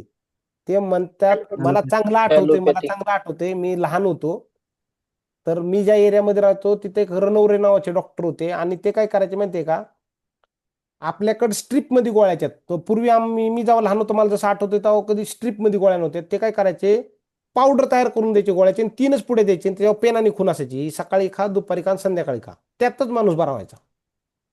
कुणाला जर का आठवत असेल तर पूर्वी असंच होतं. येस सर, बरोबर. पण आता Yes. असं झालंय, हो. आपण किती गोळ्या खातो, आपल्या कपाटात मोठा कमी आणि गोळ्या जास्त. उशीखाली गोळ्या, डब्यात गोळ्या, बटव्यात गोळ्या, गोळ्याच गोळ्या झाल्यात. खरे खोटे? येस. Yes, sir. मला लय दुष्परिणाम येस झाले. Sir, yes. आणि ॲलोपॅथिक काय आहे हे थोडक्यात आपण समजून घेऊ एका उदाहरणामध्ये. 2 सोसायटी आहेत. 2 सोसायटी म्हणजे तुमचं आणि माझं शरीर. एक आहे गोकुळधाम आणि एक आहे अयोध्याधाम. अयोध्याधाम आहे जिथं कुठल्याही प्रकारचा कॅमेरा नाहीये, कुठल्याही प्रकारचा सिक्युरिटी नाही, ज्याला आपण ॲलोपॅथी म्हणतो. जिथं कुठलीही सिक्युरिटी लावली जात नाही त्याला ॲलोपॅथी म्हणतात. जी अयोध्याधाम आहे ह्याच्यामध्ये एखादा पहिला चोर घुसतो, घरफोडी करतो आणि चोरी करून निघून जातो. तसं ॲलोपॅथीमध्ये असतो, आजार आतमध्ये घुसतो आणि कोणता तरी त्रास चालू होतो. आजार झाल्यानंतर ट्रीटमेंट केली जाते, इन्व्हेस्टिगेशन केलं जातं, त्याला ॲलोपॅथ म्हटलं जातं. पहिला आजार होऊ दिला जातो आणि नंतर उपचार केले जातात, त्याला ॲलोपॅथिक म्हणतात. लिहून ठेवा. पहिला आजार होऊ दिला येस. जातो आणि नंतर उपचार केले जातात, त्याला म्हणतात ॲलोपॅथिक. आणि आयुर्वेद किंवा वेलनेस कशाला म्हणतात, जिथं ऑलरेडी कॅमेरा सीसीटीव्ही लावलाय, म्हणजे आजारला आतमध्ये एंट्रीच नाही, चोरीच होणार नाही, त्याला काय म्हणतात, ॲलोपॅथिक आणि आयुर्वेद. मग मला सांगा, आपल्याला कुठल्या सोसायटीत राहायचंय, गोकुळधाम मध्ये राहायचंय का अयोध्याधाम मध्ये राहायचंय? गोकुळधाम. गोकुळधाम मध्ये राहायचे. पण बरीच लोक असे असतात की ते अजून तिकडेच राहिलेत अयोध्याधाम मध्ये. पहिली चोरी कधी होती त्याची वाट बघतात. कधी मला डायबिटीज होतोय, कधी मला किडन्या खराब होत्यात, कधी मला कॅन्सर होतोय आणि कधी मला भोंग्याच्या गाडीत वाजवत भारती हॉस्पिटलला ऍडमिट करतात, ही जी लोक वाट बघतात. आणि आम्हाला जे शिकवतात ना लोक, ते नेहमी सांगतात माणूस कधी सुधारतो, जोपर्यंत त्याला परिणाम जाणवत नाही तोपर्यंत माणूस सुधरत नाही. तुम्ही मी कधी सुधारतो, जोपर्यंत त्या गोष्टीचे तुम्हाला मला काय जाणवत नाहीत परिणाम, तोपर्यंत आपण जागे होत नाही. मला चांगलं आठवतंय 2021 ची घटना आहे. म्हणजे माझ्या शरीराकडे बिलकुल लक्ष नव्हतं, मला कोलेस्ट्रॉल वाढलं होतं आणि रात्री छातीत काळा यायच्या, म्हणजे माझी रात्री झोपच गायब झाली. मला असं वाटायचं कधी मला हार्ट अटॅक येईल काय. आणि मी तेव्हापासून माझं कोलेस्ट्रॉल झालं 230, नाही 275च्या वर झालं कोलेस्ट्रॉल. आणि मी टुडिओको केला, सह्याद्री हॉस्पिटलला गेलो, ऍडमिट केलं. 1 डेचं एक पॅकेज होतं ते घेतलं आणि सगळ्या टेस्ट करून घेतल्या. आणि त्याच्यानंतर मला कळलं कोलेस्ट्रॉल हे डेंजर गोष्ट आहे. म्हणजे असं वाटलं मला काही पण व्हावं पण कोलेस्ट्रॉल नाही वाढत, कधी पण अटॅक येऊ शकतो. असंच लोकांचं असतं, जोपर्यंत त्याचा परिणाम जाणवत नाही तोवर कळत नाही. जसं काही लोकांची दाढ दुखते माहिती ना, दाढ खराब होती, दात दुखतात. कधी कधी लोक म्हणतात सालं काही पण व्हावं पण दात नाही दुखावा. माहिती ज्याचे दात दुखतात त्याला जाऊन विचारा. एखाद्याची टाच येस. दुखत असेल, एखाद्याला संधिवात झाला असेल, येस, माणसाला येस. जोपर्यंत त्या गोष्टीचा परिणाम जाणवत नाही तोपर्यंत माणूस शहाणा होत नाहीये. आज आम्ही लोकांना ओरडू ओरडू नाही. सांगतो बाबा वेलनेस मधले हे प्रोडक्ट खा, तुझ्या घरात गरजेचे आहे, चोरी झाल्यानंतर वेळ भेटणार नाहीये. त्याचं कारण मी तुम्हाला पुढे दाखवतो. का आपण आपलं आरोग्य कधी विकत घेऊ शकतो का? नाही. नाही घेऊ नाही. शकत. जर का आरोग्य विकतच घ्यायचं असतं तर यांच्याकडे लय पैसे होते. यांचं नाव आहे मायकल जॅक्सन. 200 डॉक्टर ठेवले होते यांनी आणि 20 पेक्षा जास्त लोकांना यांनी ऍडव्हान्स मध्ये पैसे दिले. माझा एक जरी ऑर्गन खराब झाला तर तुम्ही मला लगेच डोनेट करायचा आणि मी जिवंत राहणार. ह्याचं स्वप्न होतं 100 वर्षापेक्षा जास्त जगायचं. पण वयाच्या 50व्या वर्षी हार्ट अटॅक आला. 200 डॉक्टर पण कामाचे नाही आले आणि 20 लोकांना पैसे पण कामाचे नाही आले. हार्ट अटॅकने मेला. माहिती तुम्हाला? येस. जगातला सगळ्यात मोठा बॉडी Yes. बिल्डर, ले प्रोटीन खाल्लं, 2 पायावर उभा राहू शकत नाही आज. शरीराची जर का काळजी नाही घेतली, निगा नाही राखली तर. शेअर मार्केटचा बादशाह राकेश झुंझुनवाला जाताना सांगून गेला, मी माझ्या आयुष्याची खरी इन्व्हेस्टमेंट विसरलो. मी माझ्या आरोग्यावर कधी इन्व्हेस्टमेंट करायचीच नाही. 2 किडन्या फेल झाला, डायबिटीज होता, मरून गेला. पैसे कमी होते का यांच्याकडे? प्रचंड पैसा होता. आवाज येतोय माझा? नाही. भरपूर. बरोबर ना? पण आपण आता ह्याची येतोय काळजी सर येतोय. हो हो. पैसे से हम अपनी सेहत और जिंदगी कभी खरीद नहीं सकते. तुमच्याकडे कपाट भरून नोटा असू द्या, तुम्ही 10 साखर कारखान्याचे मालक असू द्या, येते लक्षात. पण जर का तुमच्याकडे तुमचं आरोग्य नाही राहिलं तर तुमचा पैसा कधीच वाचू शकणार नाहीये. म्हणून आज तुम्हाला आणि मला फूड सप्लिमेंटची सगळ्यात जास्त गरज आहे. मग आपण सनेजच का निवडले, सनेजचेच फूड सप्लिमेंट का वापरायच्यात? तर त्याचं कारण आपण 100% नॅचरल फूड सप्लिमेंट बनवले. जी कंपनी बनवती सह्याद्री फार्मास्युटिकल, 14 वर्षाचा अनुभव. किती वर्षाचा? 14 वर्ष. रिकमेंडेड करता आपण प्रोडक्ट. आपल्या अख्ख्या कंपनीमध्ये डॉक्टर्स आहेत माहिती तुम्हाला. प्रोडक्ट बनवण्यापासून प्रोडक्ट विकण्यापर्यंत आपले डॉक्टर काम करतात. कारण हे सायंटिफिकली रिकमेंड केले जातात. माणसाच्या बॉडीला कोणत्या कंडिशन मध्ये कधी काय दिलं पाहिजे हे सगळं विचार करून दिले जातात. उगाच 70 वर्ष जुनी कंपनी आम्ही म्हणून लोकाला सकाळ पळवायचं आणि वजन कमी करायला लावायचं असं आपण कधी काम करत नाहीये. सायंटिफिकली आपण रिकमेंड करतोय. किती लोकांना माहिती आहे आपण हे सगळ्या गोष्टी काळजीपूर्वक करतो लोकांच्या बाबतीत. Yes sir yes.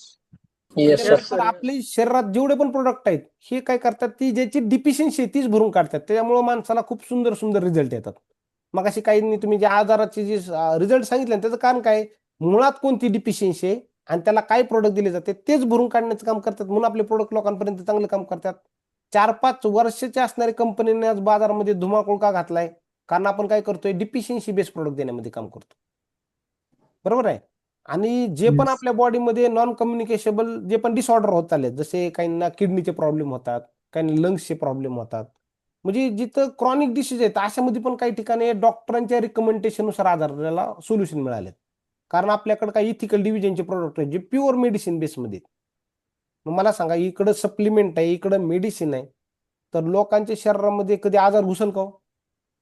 आणि जरी झालेला असेल तरी 60 ते 70% रिकव्हरीचे चान्सेस आहेत. 10-20% मी का कंप्लीट नाही करत, कारण एखाद्याचं प्रारब्धच खराब असेल तर रिकव्हरच होत नाही. कधी कधी मोठमोठ्या हॉस्पिटलमध्ये पण लोक मरतात. येते लक्षात. त्याच्यामुळे आपण Yes. तर आपल्या पद्धतीने 100% काम करतोय की लोकांच्या आयुष्याला एक चांगलं जीवन देण्याचं काम करतोय. ओके. मग आपल्या प्रत्येकाच्या घरामध्ये आज आपण वापरतोय जे आपलं ब्रँड अँबॅसिडर प्रोडक्ट आहे ज्याचं नाव अकाईसोन आहे. खूप जबरदस्त प्रोडक्ट आहे. याच्यामध्ये सगळ्यात जास्त बॉडीला लागणारी ओरॅक व्हॅल्यू आहे, जे आपल्या बॉडीमध्ये अँटीऑक्सिडंटचा रोल पुरवतं. जेवढं पण आपण भेसळयुक्त अन्न खातो, युरियायुक्त अन्न खातो, त्याने आपल्या बॉडीमधलं फ्री रॅडिकलचं प्रमाण वाढतं. फ्री रॅडिकल वाढणं म्हणजे काय, शरीराची अँटीऑक्सिडंटची मात्रा कमी असणं, ते भरून काढण्याचं काम आपलं अकाईसोना काम करतं. पूर्ण बॉडीला रिफ्रेश करण्याचं काम अकाईसोना करतं. दुसरं प्रोडक्ट आहे आपलं ॲलोवेरा ज्यूस आहे. मी मगाशी सांगितलं की माणूस किती खातो हे महत्वाचं नाही, माणूस किती पचवतो हे महत्वाचं. आणि माणसाची चयापचय नावाची संस्था असते बॉडीच्या आतमध्ये, ज्याला मेटाबॉलिझम म्हटलं जातं. ज्या माणसाचं मेटाबॉलिझम उत्तम राहतं तो माणूस दीर्घायुष्य जगतो. पण अनेक लोकांचं मेटाबॉलिझम बिघडतं, खाल्लेलं त्याला लागूच पडत नाही, पचनच होत नाही. अशा माणसांनी काय केलं पाहिजे, आपला ॲलोवेरा ज्यूस वापरला पाहिजे. कारण व्हिटॅमिन सी ची सगळ्यात जास्त मात्रा आहे. स्किनसाठी फायद्याचं आहे, डोळ्यासाठी फायद्याचं आहे, केसासाठी फायद्याचं आहे. प्रत्येकाच्या घरामध्ये ॲलोवेरा ज्यूस वापरणंच गरजेचं आहे. कारण याच्यामध्ये फक्त ॲलोवेरा नाही, त्याच्यामध्ये नीम, तुळस आणि जिंजर ह्याचं कॉम्बिनेशन बनवलेलं आहे. बाजारामध्ये हे 3चं कॉम्बिनेशन कुणी देत नाही. लोक तुळस वेगळे विकतात, जिंजर वेगळे विकतात, ॲलोवेरा वेगळे विकतात. आपल्याकडं 4चं कॉम्बिनेशन करणं प्रोडक्ट आहे. त्याच्यानंतर सगळ्यांना मी रिकमेंड करतो आणि माझ्या सगळ्यात आवडणारं प्रोडक्ट आहे ज्याचं नाव आहे डिटॉक्स एज. खूप सुंदर प्रोडक्ट आहे. ह्याच्यामध्ये जे घटक वापरलेत, ज्याला आयुर्वेदामध्ये अमृत म्हटलं जातं, आवळा, हेरडा आणि भेडा, ह्याचं कॉम्बिनेशन बनवलेलं प्रोडक्ट आहे, जे माणसाची डायजेस्टिव्ह सिस्टम, जे पचन संस्थेमधलं जो शेवटचा भाग असतं, खाल्लेल्या अन्नाला बाहेर काढण्याचं काम करतं, पोट साफ ठेवण्यामध्ये काम करतं, जे आपलं डिटॉक्स एज नावाचं काम करतं. आपण जे अन्न खातो त्या अन्नामधून सुद्धा तुम्हाला आणि मला प्रोटीन मिळतं, पण शरीरामध्ये पर्याप्त प्रमाणामध्ये प्रोटीन भेटत नाही. उदाहरणासाठी जे अन्न खातो, आपल्या शरीराला उंची आणि वजनानुसार प्रोटीनची गरज आहे. समजा माझं वजन 60 किलो आहे आणि मला 60 ग्रॅम प्रोटीनची गरज आहे, तर मी जे अन्न खातो, हरभरे खात असेल, डाळी खात असेल, त्यातनं काहीतरी प्रमाणामध्ये माझ्या शरीरात प्रोटीन जाते. असं नाही की मुळात प्रोटीनच जात नाही, जाते. पण त्या प्रोटीनची कमतरता आहे, भरून काढण्याचं काम आपलं प्रोटीन करते. कारण अख्खं शरीर प्रोटीनपासून बनलेलं आहे. मग शरीरामध्ये जर का अन्नातून जर का 20% प्रोटीन जात असेल तर 80% प्रोटीन कुठून भरणं काढलं पाहिजे आपण, तर आपल्या आयुप्रो प्रोटीन मधून. शरीरामध्ये रक्त शुद्ध पण आणि अशुद्ध पण गोष्टी शरीराच्या आतमध्ये घडतात. पण सध्या अशुद्ध रक्ताचं प्रमाण वाढतं, त्याला रक्ताला शुद्ध करण्याचं काम आपलं ब्लड प्युरिफायर नावाचं प्रोडक्ट करतं. त्याच्यानंतर लहान मुलांची उंची वजन वाढण्यासाठी आज आपल्याकडे जबरदस्त प्रोडक्ट आहे, त्याचं नाव पीडिया सत्व आहे. महिलांमध्ये पुरुषांपेक्षा जास्त ग्रंथी आहेत, त्या ग्रंथी हार्मोनल इनबॅलन्स होतात आणि त्याला बॅलन्स करण्याचं काम आपलं नारीप्रिया नावाचं प्रोडक्ट करतं. असं म्हटलं जातं ह्या पृथ्वी तलावरती तुमचा आणि माझा जन्म स्त्रीपासून झालाय आणि ती स्त्रीचं रक्षण होणं लय गरजेचं आहे. पण आजकालच्या स्त्रियांकडे लक्षच दिलं जात नाही. त्या पण त्यांच्या शरीरावरती नुसता आजार, त्या काय म्हणतात मग अशी म्हटलं ना, अलका कुबल असल्यासारखा सगळे आजार फक्त शोषण्याचंच काम करतात. पण कधीतरी त्या बाबतीत तुम्ही आणि मी काळजी घेणं गरजेचं आहे आणि प्रत्येकाच्या घरामध्ये नारीप्रिया नावाचं प्रोडक्ट चालू करणं गरजेचं आहे, कारण स्त्रीचं सक्षम करण्याचं काम नारीप्रिया करतं. आज पावसाळा चालू होते, प्रत्येकाच्या घरामध्ये कपच्या संदर्भातले जे पण प्रॉब्लेम असतात, तर नॅचरल स्वरूपामध्ये आपल्याकडं आडुळसा कप सिरप आहे. ड्राय कप, वेट कप मध्ये खूप चांगल्या पद्धतीने काम करतं आणि ह्याच्यामध्ये हनी इन्क्लुडेड आहे, ज्याच्यामुळे तुम्हाला खूप चांगल्या पद्धतीचा फरक जाणू शकतो. केरळीन पद्धतीचं आपल्याकडे पत्रपोटली सिस्टम आहे. ही आपल्या पूर्ण भारतामध्ये केरळमधून बनवलेली एक सिस्टम आहे, जिथं पेन रिलीफ करण्याचं काम केलं जातं. ह्याच्यामध्ये मल्टिपल हर्ब्स असणारी एक पोटली बनवली जाते, ती विशिष्ट पद्धतीनेच बांधली जाते. तुम्ही जर का कधी पोटली बघितली ना, ती पोटली एक विशिष्ट पद्धतीने बांधली जाते, कारण तिच्या बांधणीवरती तिचे हर्ब्स चांगल्या पद्धतीने काम करतात. आणि ह्याच्यामध्ये जे हर्ब्स वापरलेत ते पुण्यात, महाराष्ट्रात, मुंबईत मध्ये भेटत नाहीत. ते चांगल्या चांगल्या मोठमोठ्या जंगलांमधून आणले जातात, ते एकत्र केले जातात आणि त्याचं कॉन्सन्ट्रेशन लेवल चांगलं आहे. त्याचा उपयोग लय मोठ्या प्रमाणात मध्ये होतो. तुम्ही जर का बघितलं त्याचं तेल आणि त्याच्या हर्ब्स जर का व्यवस्थित वापरले तर माणसाला वाताचे जे मोठमोठे क्रॉनिक आजार असतात त्यामध्ये खूप चांगल्या पद्धतीने काम करतं. डायबो सुद्धा हे आपल्याकडं क्लिनिकल रिकमेंड करणारं प्रोडक्ट आहे, कारण भारतामध्ये डायबिटीजची संख्या खूप वाढती. टाईप 1चे डायबिटीज असतील, टाईप 2चे असतील, लेडीजमध्ये जे जेस्टेशनल डायबिटीज होतो त्याच्यामध्ये होतोय. या तिन्ही डायबिटीजमध्ये खूप चांगल्या पद्धतीने काम करणारा प्रोडक्ट आपला डायबो सुद्धा. शतावरी पुरुष पण वापरू शकतो, लेडीज पण वापरू शकतो, कारण शतावरी एक हर्ब आहे. ही फक्त लेडीजसाठीच असं नाही, पुरुष पण वापरू शकतात. ज्याला थकवा वारंवार जाणवतोय, B12ची डिफिशियन्सी असेल, शरीरामध्ये एनर्जी वाढत नसेल तर त्यांनी शतावरी वापरावी. लेडीजसाठी ज्या गर्भवती महिला असतील त्यांनी वापरलं पाहिजे, जी आई बाळाला दूध पाजते त्यांनी वापरलं पाहिजे. वेदामृत हे प्रोडक्ट क्रॉनिक डिसीजमध्ये, जी लोक 10-10, 15-15 वर्ष झाले मोठ्या आजाराला झुंज देतात, ज्यांना कोणतंच प्रोडक्ट इनटेक केलं जात नाही, त्या व्यक्तीसाठी तुम्ही वेदामृत आवर्जून रिकमेंड करावं. कारण आपली जीभ काही सेकंदानंतर बॉडी शोषली जाते, पण आपल्या जिभेच्या खाली अशा काही ग्रंथी आहेत त्या काही सेकंदामध्ये त्याला शोषण्यात आलं जातं. हा जर का ड्रॉप जिभेच्या खाली जर का 2-2 ड्रॉप दिला तर माणसाची इम्युनिटी पॉवर चांगल्या लेवलला वाढवते. जसे काही जुनाट आजार असतील, HIV सारखा आजार असेल, कॅन्सर सारखा आजार असेल, रक्तामध्ये वात असेल किंवा बोन मॅरो सारखा आजार असेल, तर अशा आजारांमध्ये वेदामृत खूप चांगलं काम करतं. विमोचना रोल आहे जो इन्स्टंट रिलीफ करण्यामध्ये काम करतो, कारण याच्यामध्ये काही कंटेंट असे वापरलेत की माणसाला पेन रिलीफ करण्यामध्ये चांगल्या लेवलला काम करतं. ग्रीन टी ही पण एक एनर्जी बूस्ट करणारे आपल्याकडे जबरदस्त प्रोडक्ट आहे.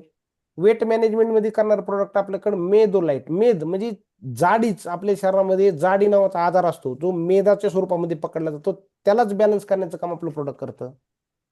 सगळ्यात सुंदर प्रोडक्ट आहे, पण लोक याच्याकडे बरंच दुर्लक्ष करतात, कारण त्याचं प्रोडक्टचं नाव आहे गोआर्क.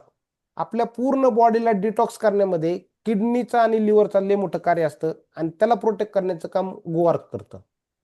प्रत्येक व्यक्तीने जर का एम्प्टी स्टमक असताना जर का गोआर्क इनटेक केलं तर आयुष्यामध्ये कधीच किडनीचे आणि लिव्हरचे त्रास जाणवणार नाही. ज्याचा लिव्हर खराब होतोय, लिव्हर फॅटी असेल, स्लगिश असेल, तर त्याकडे इथिकल डिव्हिजन मध्ये आज आपण लिव्ह लिक्विड पण आणलेलं आहे. आणि जसं मगापासून आपला जो विषय चाललाय की न्यूट्रिशन खराब आहे, म्हणजे न्यूट्रिशन नाहीये तुमच्याने, तर सिंगल हर्ब मध्ये आपण न्यूट्रिशन बनलंय. हर्ब म्हणजे काय, तर काय वनस्पती आहेत ज्या मुळ्या म्हणून आपण, काही घटक आहेत. जसं स्पिरुलिना एक हर्ब आहे, पपाया लिप्स म्हणजे पपायांच्या बी आहेत त्यापासून, नीम पासून, गाईच्या चिकापासून, हे प्रत्येक एक एक वेगवेगळं असणारे कंटेंट आहे. ह्याच्या इन डेप्थ मी जात नाही, काही प्रोडक्टची मी तुम्हाला माहिती देईन आणि काही प्रोडक्ट तुम्ही युट्यूबला जाऊन आपल्या चॅनेलवरती याची माहिती घ्यावी. ओके. तर कोलेस्ट्रॉम जे आपलं प्रोडक्ट आहे, जे गाईच्या चिकापासून बनवलं जाते, गाईचं पहिलं दूध आहे, गाईच्या पहिल्या दुधामध्ये बीटा कॅरोटीन नावाचा घटक असतो, जो गाई आपल्या फक्त वासराला देण्यामध्ये काम करते. त्याच्यापासून बनवलेली टॅबलेट आहे, ती जर का तुमच्याने माझ्या घरामध्ये रेग्युलर वापरामध्ये ठेवली तर लहानांपासून मोठ्यांपर्यंत प्रत्येकाची प्रतिकारशक्ती डेव्हलप करण्यामध्ये काम करते. इमर्जन्सीमध्ये घरामध्ये वापरणारी टॅबलेट आहे. कसलाही मोठा फिवर येऊ द्या, अंगामध्ये थंड भरून थंडी वाजून आलेली असेल, तर प्रायमरी लेवलला प्रिकॉशनला कोलेस्ट्रॉल चांगल्या लेवलला काम करतं. दुसरं आपलं प्रोडक्ट आहे कुरकुमा, हळदीपासून बनवलेलं प्रोडक्ट आहे. ज्याच्या अंगामध्ये सूज असेल, सूजच कमी होत नसेल किंवा केसाचे विकार असतील, पाळीच्या समस्या असतील त्यासाठी. गॅनोडर्मा पण एक सुंदर प्रोडक्ट आहे बॉडी डिटॉक्स करण्यापासून बॉडीला कंट्रोल करण्यासाठी. रेग्युलर वय वर्ष 35 ज्यांचं आहे त्यांच्या घरामध्ये कंटिन्यू गार्लिक नावाची टॅबलेट वापरली पाहिजे, कारण हे हृदयाला प्रोटेक्ट करणारं प्रोडक्ट आहे. डायबिटीजमध्ये पण याचा चांगला फरक येतो. गिलोय नावाचं प्रोडक्ट आहे, ही आयुर्वेदिक पेन किलर तुम्ही समजा. कसल्याही प्रकारचा पेन उद्या 2-2 टॅबलेट खाल्ल्या तर तुमच्या बॉडीला पेन मॅनेजमेंट करण्यामध्ये काम करतं आणि त्याचे फायदे आहेत, कारण हे एक राष्ट्रीय हब आहे गिलोय. ग्लुकोसोमाइन 2 हाडांच्या मध्ये आपल्या जे ल्युब्रिकेशन कमी होतं, वंगण, त्याला भरून काढण्यामध्ये काम केलं जातं. फक्त काळजी घ्यायची, ज्या माणसाला डायबिटीज असेल त्याला ही प्रोडक्ट रिकमेंड नाही करायचं. मोरिंगा, बरोबर, ड्रमस्टिक, मोदीपासून लोक याचा प्रचार करतात, मोदी स्वतः खातो पण आपण खात नाही. ह्याच्यामध्ये लय गुणतत्व आहेत. आणि आपले जे मोरिंगा प्लस आहे याच्यामध्ये आवर्जून काळी मिरी वापरली. हे माणसाच्या जॉईंट पेन पासून त्या हाडांच्या आजारापर्यंत सगळ्यामध्ये चांगल्या पद्धतीने काम करतं. प्रतिकार शक्ती, तुमच्या घरामध्ये जर का वर्ष 5 पेक्षा जास्त मुलं असतील, त्यांना जर का रेग्युलरच्या स्वरूपामध्ये जर का तुम्ही टॅबलेट दिली तर त्यांना हाडांची, त्वचेची आणि केसाची कधी प्रॉब्लेम जाणवत नाही. तुम्हाला आणि मला फळामधून आणि पालेभाज्यामधून जे विटॅमिन मिळत नाही त्यासाठी आपल्याला मल्टीव्हिटॅमिन टॅबलेट खाणं गरजेचं आहे. शरीर ओमेगा 369 हे एन्झाईम बनवत नाही, ते आपल्या बाहेरनच घ्यावं लागतं, कारण हे शरीरासाठी इम्पॉर्टंट आहे. त्यासाठी आपण ओमेगा 369 ही टॅबलेट आणलेले, जी जवसापासून तेलापासून बनवले. ब्लॉकेजेस असतील तर त्याला कंट्रोल करण्यामध्ये काम करतं. व्हेरिकोज वेन्सचा प्रॉब्लेम असेल त्याच्यामध्ये काम करतं. आणि रेग्युलर स्वरूपामध्ये जर का खाल्लं तर शरीरामध्ये बॅड एलडीएल वाढू देत नाही. आपल्याकडे पेस्ट आहेत. काही प्रोडक्टचे विषय तुम्ही तुमच्या सिनियर लोकांकडून समजून घ्या. नस्य ऑइल खूप जबरदस्त प्रोडक्ट आहे. तुलसी ड्रॉप आपलं जबरदस्त प्रोडक्ट आहे. इथिकल डिव्हिजनची एक सिरीजच आहे. तुम्ही जर का 45 मिनिटं जर का राजश्री बिराजदार मॅडमचं जर का ट्रेनिंग ऐकलं त्याच्याबद्दल बरीच तुम्हाला माहिती भेटून जाईल. ओके, हा एक लय महत्वाचा विषय दिसतोय तुम्हाला. गरम केलेलं तेलातलं आपण खातो ना, एक प्रोडक्ट आहे आपलं. त्या प्रोडक्ट बद्दल मी नेहमी सांगेन की आपण वारंवार गरम केलेलं जे कुकिंग ऑइल असतं ना, घरामधलं नाही बाहेरचं, त्याचे आपल्या शरीराला दुष्परिणाम जाणवतात. कारण कुकिंग वारंवार केलं त्यामध्ये ऑक्सिडेशन जास्त असतं. दिसतंय तुम्हाला ऑक्सिडेशन म्हणजे काय? एक चांगलं सफरचंद 10-15 मिनिटांनंतर कसं खराब होतं, तसं त्याला वारंवार तळलेल्या पदार्थ का नाही खायचे तेलामध्ये, कारण त्याच्यामध्ये ऑक्सिडेशनचं प्रमाण जास्त असतं. त्याच्यामध्ये फ्री रॅडिकलचं प्रमाण लवकर वाढतं, कारण त्यामध्ये फ्री कंपाऊंडिंग लवकर वाढतं. त्याच्यामुळे आपल्याला कॅन्सर सारखा आजार उद्भवतो. हे प्रूव्हन आहे. वारंवार जे तळलेल्या तेलामधले पदार्थ खातो का आपण, घरामध्ये काय होतं, आत्ताच तेल टाकलं जातं, एकदाच तळलं जातं, परत वापरलं जात नाही. असं तेल दिवाळ्या वगैरे इकडे तिकडं वापरलं जातं. पण बाजारामध्ये काय केलं जातं, हे सर्रास वापरलं जातं. त्याच्यामुळे सुद्धा कॅन्सर सारखा मोठा आजार उद्भवतो. आपण जे चिप्स, बटाटे वगैरे समोसे खातो का, त्याच्यामध्ये एक नवीन प्रकारचं केमिकल तयार होतं वारंवार करण्यात, त्याच्यामुळं कॅन्सर होतो. हा रिसर्च आहे. ट्रान्सफॅट वाढतात, कोलेस्ट्रॉल वाढतं, ब्लॉकेजेस वाढतात. मग आपण वारंवार जे तेल खातो ना, त्यासाठी आपल्या घरामध्ये कुठलं तेल वापरलं पाहिजे, बरोबर का? शरीराच्या बाहेर पण चरबी वाढते, आतड्यांच्या बाहेर. तर ते फॅट आपल्या चांगल्या लेवलला रिड्यूस करायचं असेल तर आपल्या प्रत्येकाच्या घरामध्ये राईस बेन ऑइल आणि कोकोनट ऑइल वापरणं गरजेचं आहे. हे आपल्या शरीरासाठी लय गरजेचं आहे. आणि नाही वापरलं घरामध्ये तर हे सगळे आजार येणाऱ्या काळात उद्भवणार आहेत तुम्हाला आणि मला. आवाज येतोय का माझा? आहे ना तुम्ही? Yes yes sir, sir, yes. Yes, आवाज येतोय. Yes sir, yes sir. अरे कुणीच रिप्लाय द्या नाही म्हणून मला वाटलं आहे का नाही कोणी. येस सर, नाही येतोय. सगळे आहेत सर. त्याच्यामुळं मग आज सनिकचे प्रोडक्ट कुठं कुठं काम करतात, तर लहान मुलांचे जे आरोग्य असतं त्यासाठी आपल्याकडे जबरदस्त लेवलचे प्रोडक्ट आहेत. ज्याच्यामध्ये कॉम्बिनेशनमध्ये आपण पीडीएस असतो, कोलेस्ट्रॉल आणि व्हिटॅमिन D3 हे प्रोडक्ट आपण देतो की लहान मुलांचं IQ लेवल, LQ लेवल, पोटाच्या समस्या असतील, बौद्धिक क्षमता असेल, उंचीचा प्रॉब्लेम असेल, ह्या सगळ्यामध्ये चांगल्या लेवलला काम करतं. आज जगात न दिसणारा आजार किंवा वारंवार दिसणारा आजार, हा नाही, न सापडणार नाही, सारखा सापडणारा आजार ऍसिडिटी आहे, बरोबर ना? कोणाला होत नाही? येस, सगळ्याला होती, सोपं होत आहे. हा नाही? मग ऍसिडिटीला जर का चांगल्या लेवलला कंट्रोल करायचं असेल तर आपल्याकडे कॉम्बिनेशन मध्ये प्रोडक्ट आहे, ज्याच्यामध्ये आकाईसोन आहे, आविपित्तकार चूर्ण आहे, पित्त सुद्धा आहे, डायजो सुद्धा टॅबलेट आणि हे रेग्युलर वापरलं तर ज्यांना अल्सर सारखे मोठमोठे आजार पित्तामुळे जाणवतात. आयुर्वेदामध्ये एक वाक्य आहे पित्तासाठी, ज्याला लवकर पित्त होतो तो लवकर आजारी पडतो, तो लवकर मरतो. हायपर ऍसिडिटी बाबतीत बरं का, पित्त शरीराची गरज आहे पण हायपर, लवकर पित्त झाला लवकर म्हातारा होणार, लवकर मरणार. येते लक्षात. त्यामुळे त्याला कंट्रोल करणं लय गरजेचा विषय, त्यासाठी कॉम्बिनेशन वापरणं गरजेचं आहे. पाईल्स बद्धकोष्ठता हा पचन संस्थेतला विकार आहे. माणूस काय करतो, त्याचं मेटाबॉलिझम डॅमेज झालं की बद्धकोष्ठता जाणवणार, पाणी कमी पिणार, अवेळी जेवण जेवणार, बऱ्याच वेळेस माणसाला मूळव्याध जाणवतं. आणि मूळव्याधासाठी आपल्याकडे एक प्युअर कॉम्बिनेशन आहे, आपल्याकडे पाईल्स केअर किट आहे जे तुम्ही वापरू शकता. ते जर का वापरलं तर क्रॉनिक डिसीज मध्ये जरी असेल, जुनाट पाईल्स असेल तर त्यामधून सुद्धा तुम्हाला रिकव्हरी करण्याचे मोठे चान्सेस आहेत. ओके, त्याचे कसे डोसेस आहेत त्याच्याप्रमाणे आपण दिलेला स्क्रीनशॉट घेऊ शकता तुम्ही, बरोबर ना. माधुरी दीक्षित आणि आमिर खानचा पिक्चर आहे दिल, आणि त्यातलं गाणं आहे दिल है के मानता नहीं, बरोबर का नाही. आणि त्याच पिक्चर मधले गाणं Yes, पण आहे, येस सर. ज्याला हृदयाचे विकार होतात तो गाणं म्हणतो काय माहितीये तुम्हाला, मुझे नींद नाही मुझे चैन नाही, माहितीये ना तुम्हाला गाणं आहे ते. ज्याला बरोबर हार्ट आहे, अटॅक बरोबर होतो आहे. त्याला असं होतं. आणि त्याला जर का चांगल्या लेवलला कंट्रोल करायचं असेल तर त्यांनी त्याच्या घरामध्ये आवर्जून गार्लिक, गॅनोडर्मा, अकाई सोना, आरोग्यवर्धिनी, मोरिंगा हे प्रोडक्ट वापरणं गरजेचं आहे. यासोबत तुम्ही ओमेगा 369 हे पण प्रोडक्ट वापरणं गरजेचं आहे. संधिवात वयाच्या 40 नंतर अनेक लोकांना भेडसावणारा सगळ्यात मोठा प्रॉब्लेम, त्यासाठी एक आर्थो किट प्लस आपला अकाई सोना वापरावं. वजन कमी करायचे त्यांनी फिट मंत्राला जॉईनिंग होणं हा पहिला पर्याय. ओके, आणि ज्याला वजन वाढवायचे त्यांनी पण फिट मंत्राला जॉईनिंग होणं, सकाळी 5:30 ते 6:30. बरेच लोक याच्यामध्ये फिट मंत्राला आहेत.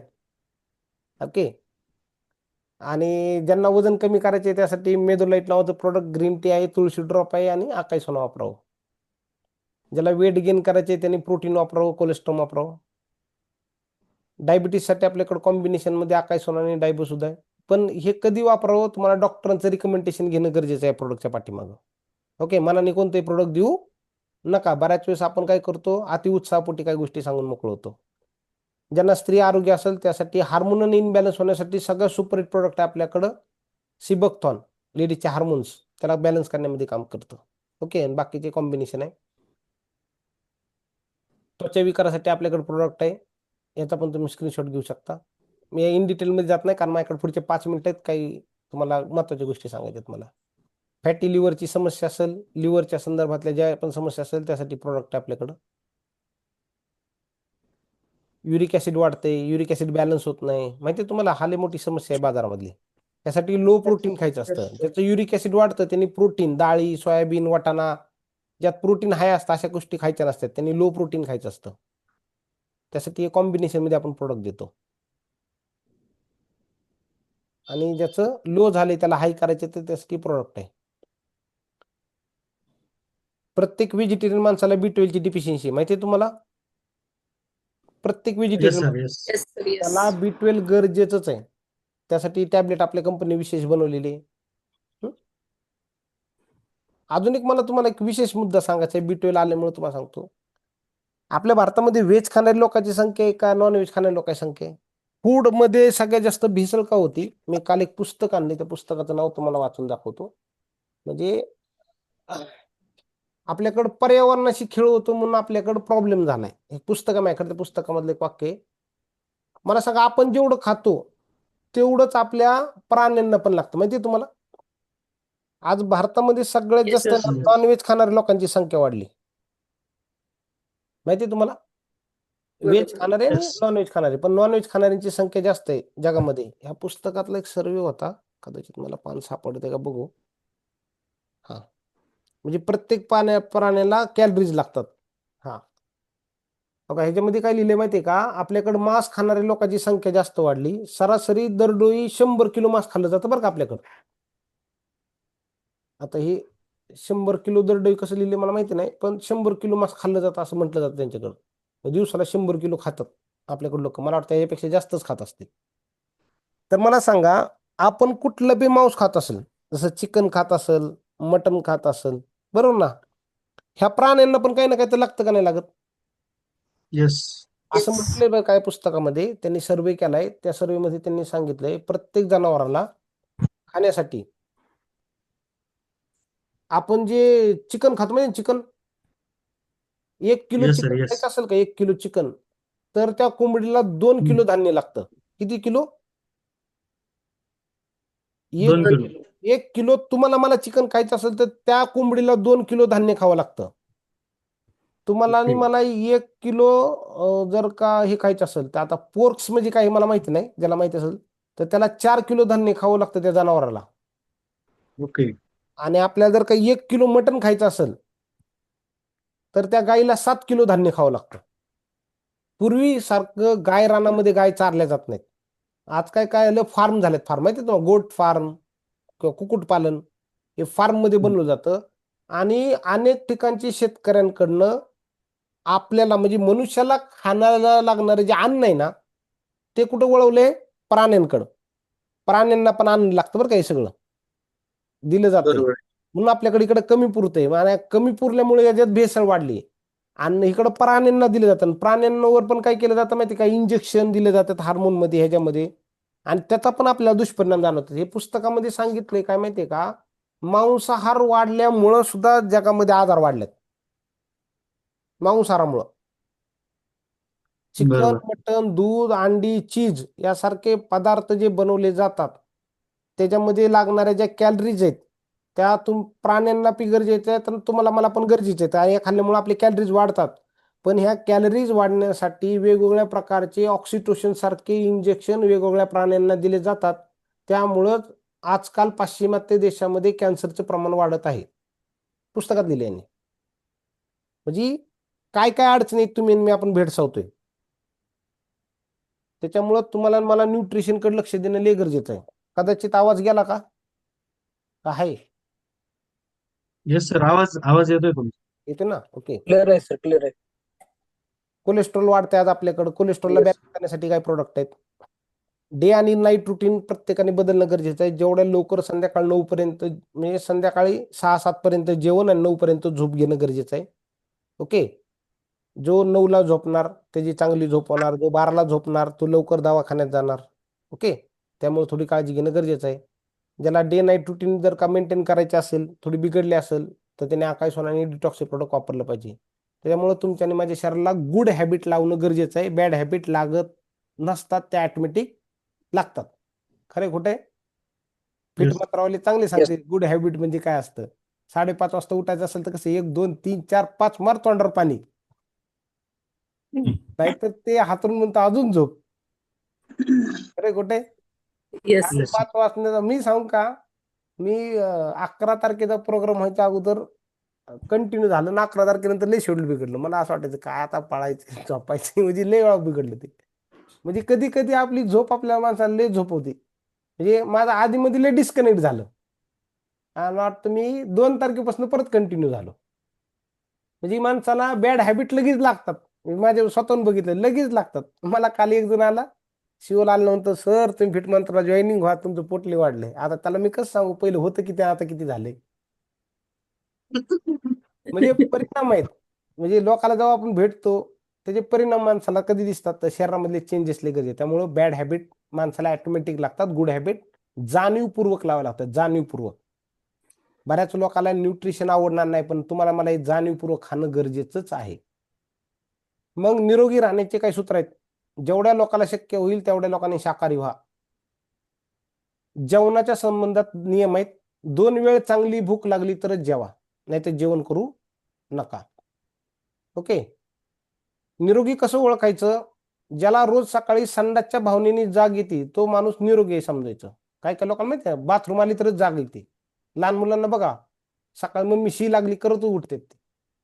आपली लोक तंबाखू, पेपर काय काय घेऊन जातात तरी त्यांना होत नाही. शक्यतो तुम्ही घरामध्ये जर का कॉपरचं भांडं असेल, कोमट पाणी पिण्यासाठी वापरावं किंवा आंघोळीसाठी पण असं म्हटलं जातं, कारण कॅल्शियम बॉडीला भेटणं लय गरजेचं आहे. ताजं खा, प्रोसेस फूड जास्त खाऊ नका. लवकर झोपा, लवकर उठा, व्यायाम करा, फिट मंत्राला या. जेवल्यानंतर 100 पावलं चालायची सवय ठेवा. एकटे एकटे राहू नका.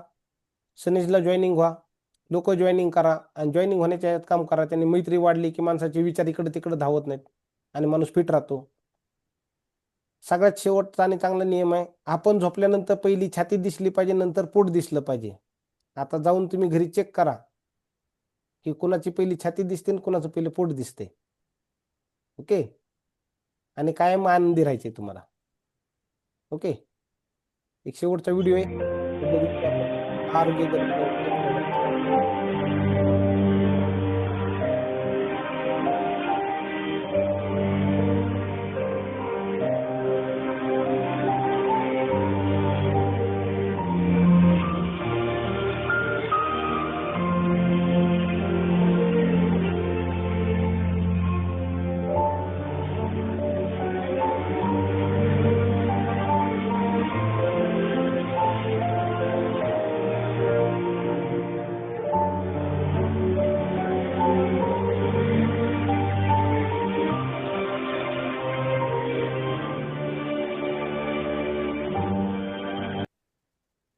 आपण आपले योग्य वेळेत आरोग्याची काळजी घेणं गरजेचं आहे. नाहीतर आजारी पडल्यानंतर आपल्याला काळजी घ्यायला वेळ पण भेटणार नाहीये. त्याच्यामुळं हा जो प्रोग्राम आहे हा आपण कंटिन्यू येणाऱ्या काही काळामध्ये करणार, ज्यामुळे तुम्हाला आरोग्याविषयीची जागरूकता होणार आहे. तर तुम्ही मला सगळ्यांनी शांतपूर्वक ऐकल्याबद्दल तुमच्या सर्वांचं धन्यवाद. ओके, थोडा आता मी व्हिडिओ ऑन करतो. बऱ्याच गोष्टी माझ्याकडे जेवढ्या होत्या त्या मी पुरेपूर वेळेमध्ये देण्याचा प्रयत्न केला. थोडा डिले झाला असेल, पण बऱ्याच गोष्टी मी तुम्हाला सांगण्याचा प्रयत्न केला. ओके, तर तुम्ही मला सगळ्यांनी ऐकल्याबद्दल, हा काय प्रश्न उत्तराचा विषय नसणार आहे, त्याबद्दल आपण इथं कुठले प्रश्न नाही घेणार. पण जेवढं तुम्हाला आरोग्याविषयी मला अलर्ट करता आलं पाहिजे तेवढं मी तुम्हाला अलर्ट केलेलं आहे. ओके, तर मी तुमच्या सर्वांची रजा घेतो आणि पुढची स्क्रीन सरांकडे हँड ओव्हर करतो. ओके, सर, मला वाटते सरांनी जबरदस्त लेवलला सेशन केला. सरांसाठी एकदा जोरदार काय झालं पाहिजे, जोरदार. तरी एक छोटासा डेमो राहिला सर आपला पेन्सिलचा. काही तुम्ही आयडिया देणार होता आम्हाला? अरे हा हा हा, पेन्सिल पेन्सिल नाही, कुणी कुणी आणली पेन्सिल? मी आणले. मी सर डेमो त्यांनाच दाखवणार ज्यांचा व्हिडिओ ऑन असेल, ज्याचा व्हिडिओ ऑन नसेल त्यांना नाही दाखवणार सर मी. वा, ग्रेट. हा ज्यांनी पेन्सिल आणली नाही ना, तुम्ही लेफ्ट व्हा. हा, पहिलं सांगतो, ज्यांनी पेन्सिल आणली ती पेन्सिल जर का मोठी असेल तर ती मोठी ठेवू नका, त्याचे 2 तुकडे करा. म्हणजे समान आकाराचा तुकडा असला पाहिजे, बारीक करा ती पेन्सिल. समान आकाराचे हा, हाताने म्हणजे केले तरी आपला चालतील एकच ना? तुकडा पाहिजे, एकच तुकडा पाहिजे. मोठ्या पेन्सिलने होणार नाही ते काम. ओके. ओके, तो घ्यायचा का भाग सर? असं त्याला मी पैसे खर्च केले सर, 35,000 रुपये शिकायला, काय करायचं? फुकट शिकवायचं म्हणलं की जरा हृदय असं असं होतं माझं जरा. ऑल लीडर्स, व्हिडिओ चालू करा तरच सर सेशन घेतील. म्हणजे 45,000 रुपये ज्या व्यक्तिमत्वानी त्याला खर्च केलेत, त्याच्यासाठी वेळ दिलाय, खूप मोठं नॉलेज घेतलंय, ते व्यक्ती आपल्याला फुकटमध्ये देतात. मला असं वाटतंय फुकटमध्ये गोष्टींचं लोकांना महत्व नसतं. सर, मला असं वाटतंय जे पैसे पेड करतील ना त्यांच्यासाठी हा सेशन ठेवूया आपण. जमल? हा, तिले भारी वेगळा. हा, वेगळा करू आपण. हा.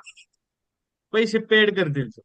45 केलं ना तर तुमच्यासाठी फक्त 4,500 रुपये. ओके, हा सेशन 4,500 असेल. हॅलो, कोण कोण रेडी आहे? ज्यांच्या व्हिडिओ पण ते आहेत का? बघा काय लोक म्हणले यस. चलो, काय हरकत नाही. ओके, चलो. लाईट गेली आहे काय म्हणतात, समाधान सर, हरकत नाही. चला चला, मी तुम्हाला जी गोष्ट आहे आज ती कधीच तुम्हाला कोण सांगणार नाही, मी तुम्हाला सांगेन. कारण त्याच्यावरती मी लय वेळ दिलेला आहे आणि ह्याची गरज आहे तुम्हाला. मला तुमचं आणि माझं घरातलं प्रत्येक व्यक्ती निरोगी राहू शकतो, यातनं फायदा. चॅटिंग नका कोणी करू, राहू द्या, चॅटिंग बंद करा, महत्वाचं लक्ष द्या. टोटली निरोगी सर, राहण्याचं टोटली. लय मोठं शास्त्र आहे. परमेश्वरांनी तुम्हाला आणि मला शिकवलं. हे वैयक्तिक आहे. मी पहिले सांगतो, जे मी तुम्हाला सांगन हे वैयक्तिक आहे. कसं आहे? वैयक्तिक आहे, जे तुम्हाला तुमच्या स्वतः पुरतच वापरायचं आहे, ना की कोणासाठी येस, वापरायचं. ओके, ऐकायचे का तुम्हाला? Yes sir, yes. Yes sir. चलो, पहिले समजून घ्या आता आपण काय. मी जी गोष्ट तुम्हाला सांगणार आहे ही तुमच्या हातामध्ये लपली. कशामध्ये लपली? त्यामध्ये. हातामध्ये, बरोबर ना? टाळ्या वाजवता येते तुम्हाला? टाळ्या येस. Yes sir. कशा वाजवतो आपण टाळ्या? आपण टाळ्या अशा वाजवतो म्हणजे काही अशा वाजवतात, काही अशा वाजवतात. आपण टाळ्या अशा का वाजवतो? काय हा, आपण काय टाळ्या अशा अशा का वाजवतात? वाजवतो? कोण मला सांग, आपण टाळ्याच का वाजवतो अशा? ॲक्युप्रेशर होतं. हा, तर माझा पॉइंट्स पॉइंट, असतात ना सर हा, आपल्या. तर माझा मुद्दा ॲक्युप्रेशर संदर्भात आहे. पण टाळ्या आणख्या पद्धतीने वाजवल्या जातात. आपण अशा वाजवतो ना, बरोबर ना? अशा वाजवतो. येस. अशा जर का टाळ्या वाजवल्या तर आपल्या बॉडीतले जे ॲक्युप्रेशरचे 12 पॉईंट आहेत जे इम्पॉर्टंट आहेत ते ऍक्टिव्ह होतात. हा पहिला मुद्दा आहे अशा टाळ्या वाजवल्यामुळे. ओके. दुसरा एक टाळ्या वाजवण्याची पद्धत आहे दुसरी. ती टाळ्या वाजवण्याची पद्धत कशी आहे ती मी तुम्हाला सांगतो. हे हे हे असे वाजवायचे असतात अशी. हे असे का वाजवायचे असतात त्याचं कारण मी तुम्हाला सांगतो. अशी पण टाळी वाजवली जाते. नंतर अशा पण टाळ्या वाजवल्या जातात अशा.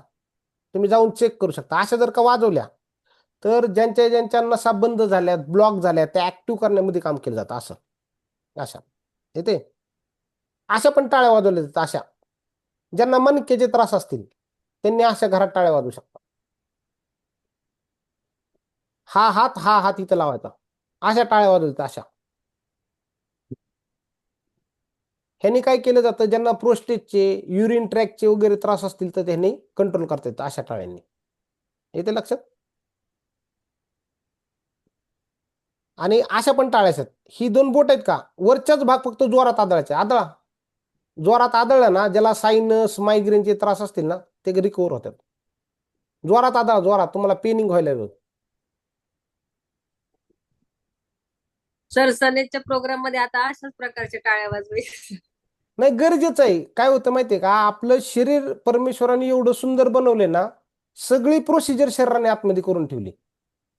येस. पण आपल्याला काही गोष्टीची जाणीव नसल्यामुळे आपल्याला कळत नाही ती. नॉलेजच नाही त्या गोष्टीचं काही. अशा पण टाळ्या वाजवू शकता. अशा पण वाजवू शकता. अशा पण वाजवू शकता. अशा पण वाजवू शकता. अशा पण वाजवू शकता. कळलं तुम्हाला. आणि अशा पण किती प्रकारच्या टाळ्या काढल्या. रामदेव बाबाचा कार्यक्रम अटेंड करा बघा ते टाळ्या कशा वाजवते तुम्हाला दिसेल ते. माहितीये तुम्हाला. ज्यांच्या घरात पाठदुखी मणक्याचे वगैरे त्रास चालू असेल ते बिंदास असे करू शकता बसल्या बसल्या. 7 प्रकारचं झालं सर 7. मग बस करायचं बंद आता. येस. ओके. नाही डेमो राहिला ना मग. 45,000 रुपये द्यायचे सर. चला.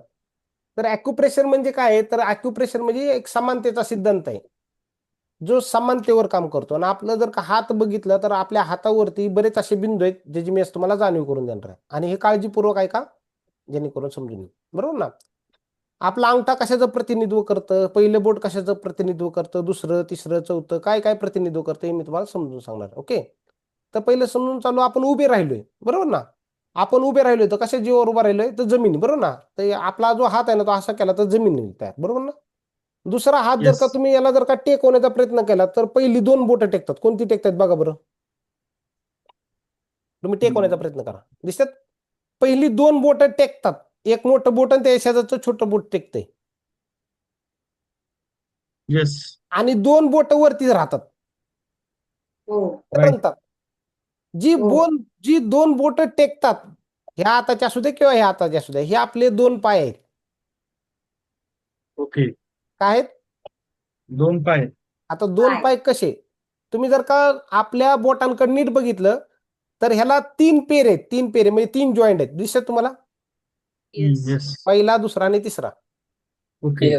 पहिला जॉईंट म्हणजे आपला अँकलचा पॉईंट आला म्हणजे अँकल म्हणजे काय टाचच्या वरचा भाग. ओके. मधला पेर आपला गुडघ्याचा.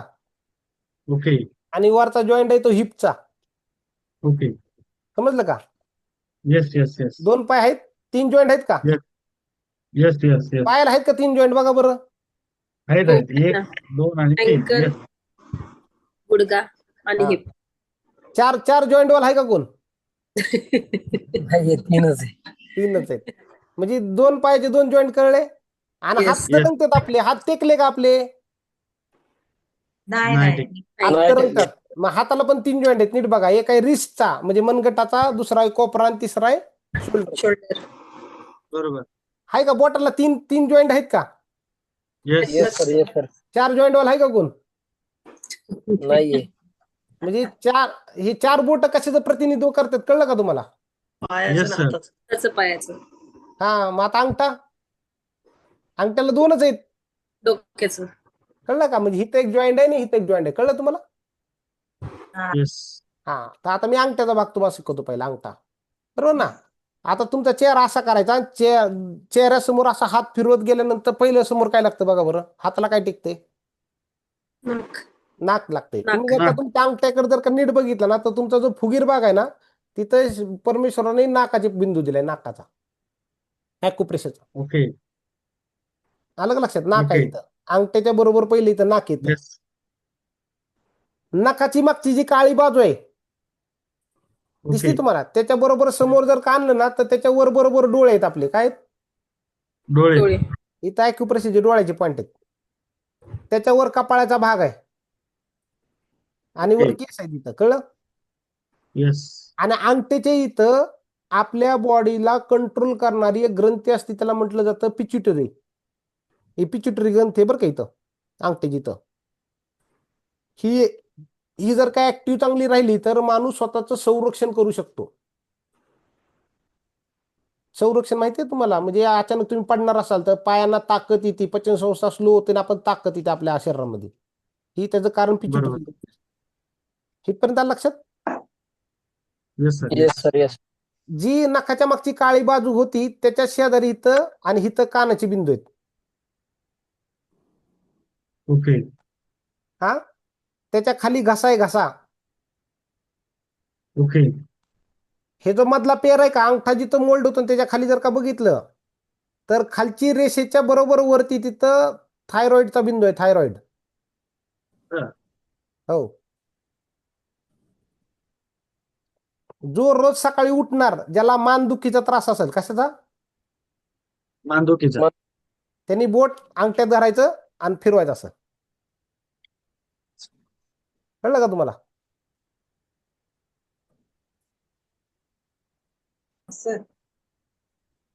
मुद्दा येस. कळला? येस.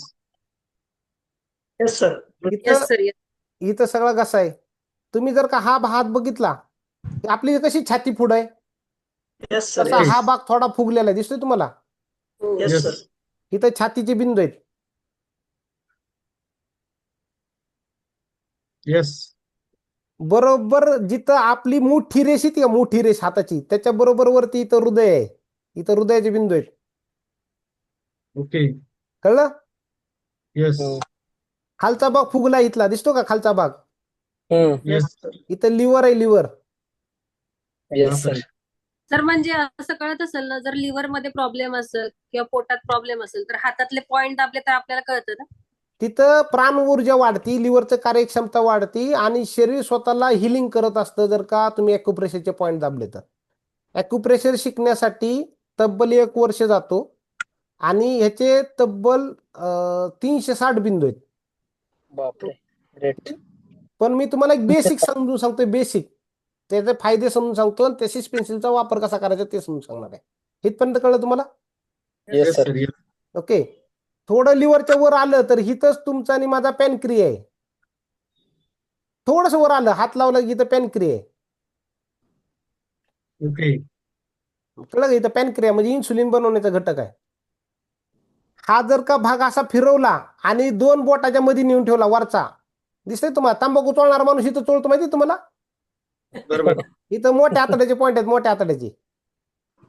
ते म्हणतो मला तंबाखू चोळल्यावरच कसं काय संडास लागती तर तो इथला पॉइंट ऍक्टिव्ह करतो. हा आलं लक्षात. प्रॉब्लेम तंबाखूचा नाही ॲक्युप्रेशरचा आहे. हा समजलं. Yes yes. आणि लय मोठा मुद्दा आलाय सर आता. त्याच्या मधल्या भागातच लहान आतड आहे. येस. ह्या 2 बोटाच्या मध्ये लेडीज असेल किंवा पुरुष असेल त्यांच्या समजा लेडीजचा सेक्शुअल इश्यू असेल पाईलचा म्हणजे काय म्हणतात त्याला पाळीचा वगैरे आणि पुरुषाचा प्रोस्टेज वगैरे त्रास असेल तर इथं बिंदू आहे दोन्हीच्या मध्ये. कळला? येस. आलं का लक्षात तुमच्या? Yes sir. येस. हा आता मनका राहिला तुमचा मनका. ओके. मनका इकडे आहे. ओके. या साईडला. समजलं का? मनका इथं पण आहे आणि इकडं पण आहे. मनके दोन्हीकडे आहेत. कळलं? Yes sir. येस. आता एवढे सगळे बिंदू समजलेत तुम्हाला. मग आता तुम्हाला जर का घरामध्ये कुठल्याही प्रकारचा त्रास होतो तर त्याला कंट्रोल कसं करायचं अगदी थोडक्यामध्ये तुम्हाला समजून सांगतो. ओके. तुमच्या हातात सिस पेन्सिल असेल. येस. येस. म्हणजे छातीचा जो फुगीर भाग आहे त्याच्या खाली इथं एक बिंदू आहे इथं. Suspension Okay. अशी आणि ही अशी इथं मध्ये धरायची. सकाळ उठल्या उठल्या ज्याच्या घरामध्ये अपचन होत असेल, पोटाचा त्रास होत असेल, पोट साफ होत असेल तर बिंद असे धरायचे आणि 30 वेळा करत बसायचं असं घरात बसल्या बसल्या. दान असं दाखव सर असं. ताण पडतोय का? दिसतोय का तुम्हाला? हा. Yes, sir. कळलं का? पहिला कळला point? Yes sir. Yes sir. Okay. हा जो पेअर आहे हा बंद केल्यानंतर हिथं एक पॉइंट आहे. इथं ज्याला झोपेचा त्रास असेल, झोप लागत नसेल, एन्झायटी होत असेल, भीती वाटते त्याला, त्यासाठी ही बिंदू आहे. हे दिवसात तुम्ही कधी पण करू शकता वेळ मिळाल्यानंतर. ओके. तर किती वेळेस करायचं दिवसातून?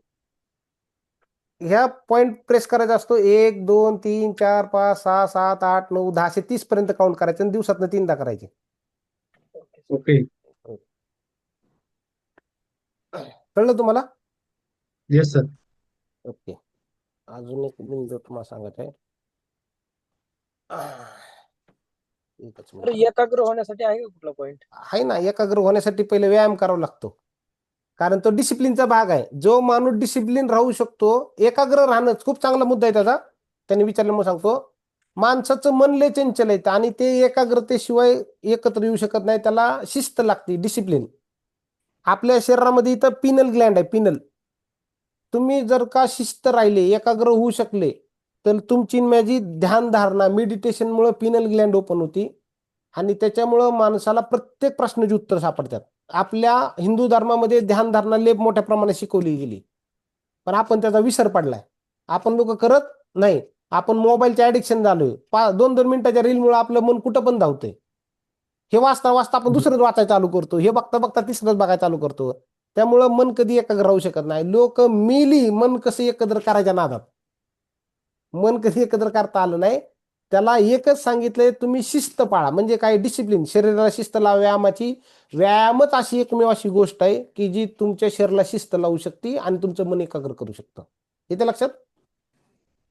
Yes Yes, sir. sir. Yes. हा. आता हे जे आहे जो पहिलं दुसरं जे बोट आहे का, पहिलं बोट आणि दुसरं बोट येस. इथलं, या 2 अंगठ्याच्या बोटाचा जो शेजारी ना? उंचवटा असतो ह्याच्यामध्ये एक बिंदू आहे. तो जर का तुम्ही प्रेस केला तर तुमचा ब्लड सर्क्युलेशन चांगलं सुधारतं. समजलं का? Yes sir. येस. मधलं मोठं बोट आणि त्या शेजारचं बोट, त्याच्या मधला जो उंचवटा आहे तो फुफ्फुसाचा बिंदू आहे. फुफ्फुस. तो जर का कंटिन्यू जर का प्रेस केला, त्याला दमा, अस्थमा, टीबी वगैरे असेल त्यासाठी पॉइंट येतो. आणि करंगळ्याने त्याच्या अगोदरचं बोट, त्याच्यामध्ये जो उंचवटा आहे त्याच्यामध्ये एक बिंदू आहे, तो डायबिटीज कंट्रोल करतो, ब्लड शुगर कंट्रोल करतो, बीपी कंट्रोल करतो, एनर्जी लेवल मेंटेन करण्यामध्ये काम करतो. कळलं? आता ह्याची सुरुवात कशी करायची मी तुम्हाला सांगतो. घरात सगळ्यात पहिलं उठलं, जी पेन्सिल आहे तुमच्याकडली ते मध्य हातात घ्यायची, चांगली चोळायची. जोपर्यंत तुमचा हात गरम होत नाही तोपर्यंत सगळे बिंदू चांगले चोळून घ्यायचे. कळलं तुम्हाला? सकाळ उठल्या उठल्या घरात रोज करायचे. स्वतःला निरोगी ठेवण्यासाठी गोष्ट आहे. हा झाला पहिला पाठ. दुसरा पाठ हे अंगठा आहे का, अंगठा, अंगठ्यापासून इकडं हे सगळं चांगलं पहिलं चोळून घ्यायचं. फक्त अंगठ्याचा भाग, ह्या हाताचा आणि ह्या हाताचा भाग.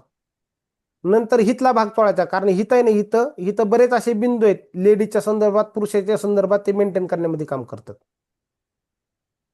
कळलं? हे बेसिक आहेत, ज्याला आपण वॉर्मअप म्हणतो ना, तसं सगळ्या बिंदूचं वॉर्मअप करण्यामध्ये काम करतं. आणि नंतर तुम्हाला सगळे बिंदू जरी दाबले तरी काय अडचण नाही. शेवटचा एक बिंदू दाखवतो. आपला जो हात जर का तुम्ही नीट बघितला तर हाताचा बरोबर मध्य पकडायचा. मध्य आपल्या बॉडीची उत्सर्जनाची क्रिया असते, मलमूत्र बाहेर टाकण्याची क्रिया चालते. किडनी लय मोठं काम करत असते. हा किडनीचा बिंदू आहे. तो बसल्या बसल्या पण तुम्ही प्रेस करू शकता. 3 महत्वाचे बिंदू मी तुम्हाला समजून सांगतो, ते प्रत्येकाने वापरावे. एक आहे किडनीचा, एक आहे तुमचा मोठ्या आतड्याचा आणि एक आहे तुमच्या लिव्हरचा. इथं दिसतंय, इथं लिव्हर आहे, मध्ये किडनी आहे आणि त्याच्यावर म्हणजे एक ट्रायंगल आहे. लिव्हरचा, किडनीचा आणि मोठ्या आतड्याचा हा ट्रायंगल जर का कंटिन्यू तुम्ही वापरला तर आपल्या शरीरातले व्हायटल ऑर्गन प्रोटेक्ट होतात. व्हायटल ऑर्गनला प्रोटेक्ट करण्यामध्ये चांगलं काम करतं. ओके. ह्याच्याविषयी कुणी जास्त विचारायचं नाही. हे रिपीट केलं जाणार नाही. आकाशवाणी एकदाच होती, परत होणार नाही. आणि ही ऍडव्हान्स मध्ये गोष्ट शिकवली, ह्याला ESI प्रमोट करत नाही, पण मी सरांना सांगितलं आपण एक ऍडव्हान्स गोष्ट लोकांना शिकवाच. Okay, thank you. Yes yes yes, thank you sir. नक्कीच मनापासून तुमचे धन्यवाद. खूप मोठ्या लेवलला या सगळ्या गोष्टी तुम्ही जे तुमचं नॉलेज दिलं, तुमचा 10-15 वर्षाचा अनुभव, तुम्ही केलेला खर्च लोकांसाठी दिला, तर नक्कीच तुम्हाला वाटते की यार आजचा जो वेळ दिला आपण सार्थक लागला यार. म्हणजे मला असं वाटते Kishor sir, yes sir, yes sir. लोक झोपतात, सगळ्या गोष्टी होतात, थर्ड पार्टी विचार करतात, बरोबर. पण तुम्ही ज्यावेळेस शिकवत होता, ज्या पद्धतीने तुम्ही सांगत होता, हेल्थची काळजी घेणं गरजेचं आहे, मार्केट कसं होतं, काय होतं, किती इम्पॉर्टंट गोष्टी आहे, तर लोक ते म्हणतात ना, एकाग्र होऊन तुम्हाला ऐकत होते. मी सुद्धा बाकी काहीच माझा दुसरा विचार नाही, काय नाही, एकच तुमच्या शब्दावरती, तुम्ही दाखवणाऱ्या स्लाइड वरती माझा फोकस होता. कोणाकोणाचा होता? Yes Yes, sir, sir. Yes. Yes, होता का नाही? म्हणजे शेवटपर्यंत सगळे लोक कनेक्ट होते आज या स्क्रीनवरती. एवढा जबरदस्त लेवलला सेशन झाला. आणि मला असं वाटतंय सर, आज मी नेहमी स्टेजवरून सांगतो की माझा मागच्या 14 वर्षामध्ये 14 लाख रुपये माझे दवाखान्याला गेलेत. एंटायर फॅमिलीमध्ये 1 CR चा लॉस झालाय. माझ्या घरामध्ये काही लोक कॅन्सरमुळे एक्सपायर झाले, काहींना पॅरालिसिस झालाय, डायबिटीज, म्हणजे मी जवळून कळतंय.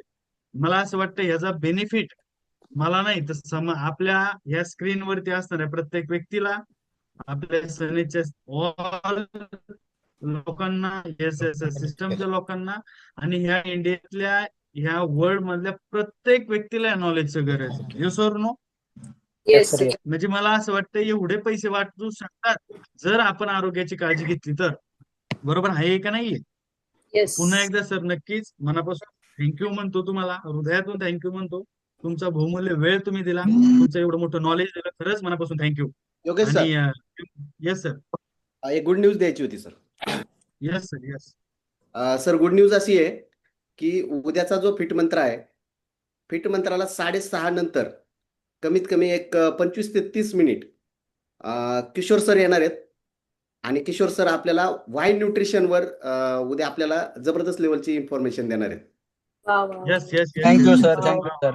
तर मला वाटतं सगळ्यांनी उद्या फिट मंत्रा कनेक्ट करावा, आणि ज्याला पॉसिबलच नसेल त्यांनी किमान 6:30ला तरी लिंकला कनेक्ट होऊन सरांचं सेशन अटेंड करावं. Yes yes yes, Yes. 100%. Yes sir, yes, नक्कीच. नक्कीच मला असं वाटतंय 2 तास सेशन झालाय, जबरदस्त लेवलला झालाय सगळ्या गोष्टी. तर जे लोक प्रोडक्ट वापरायला नव्हतं लागणार, तर सरांनी जसं सांगितलं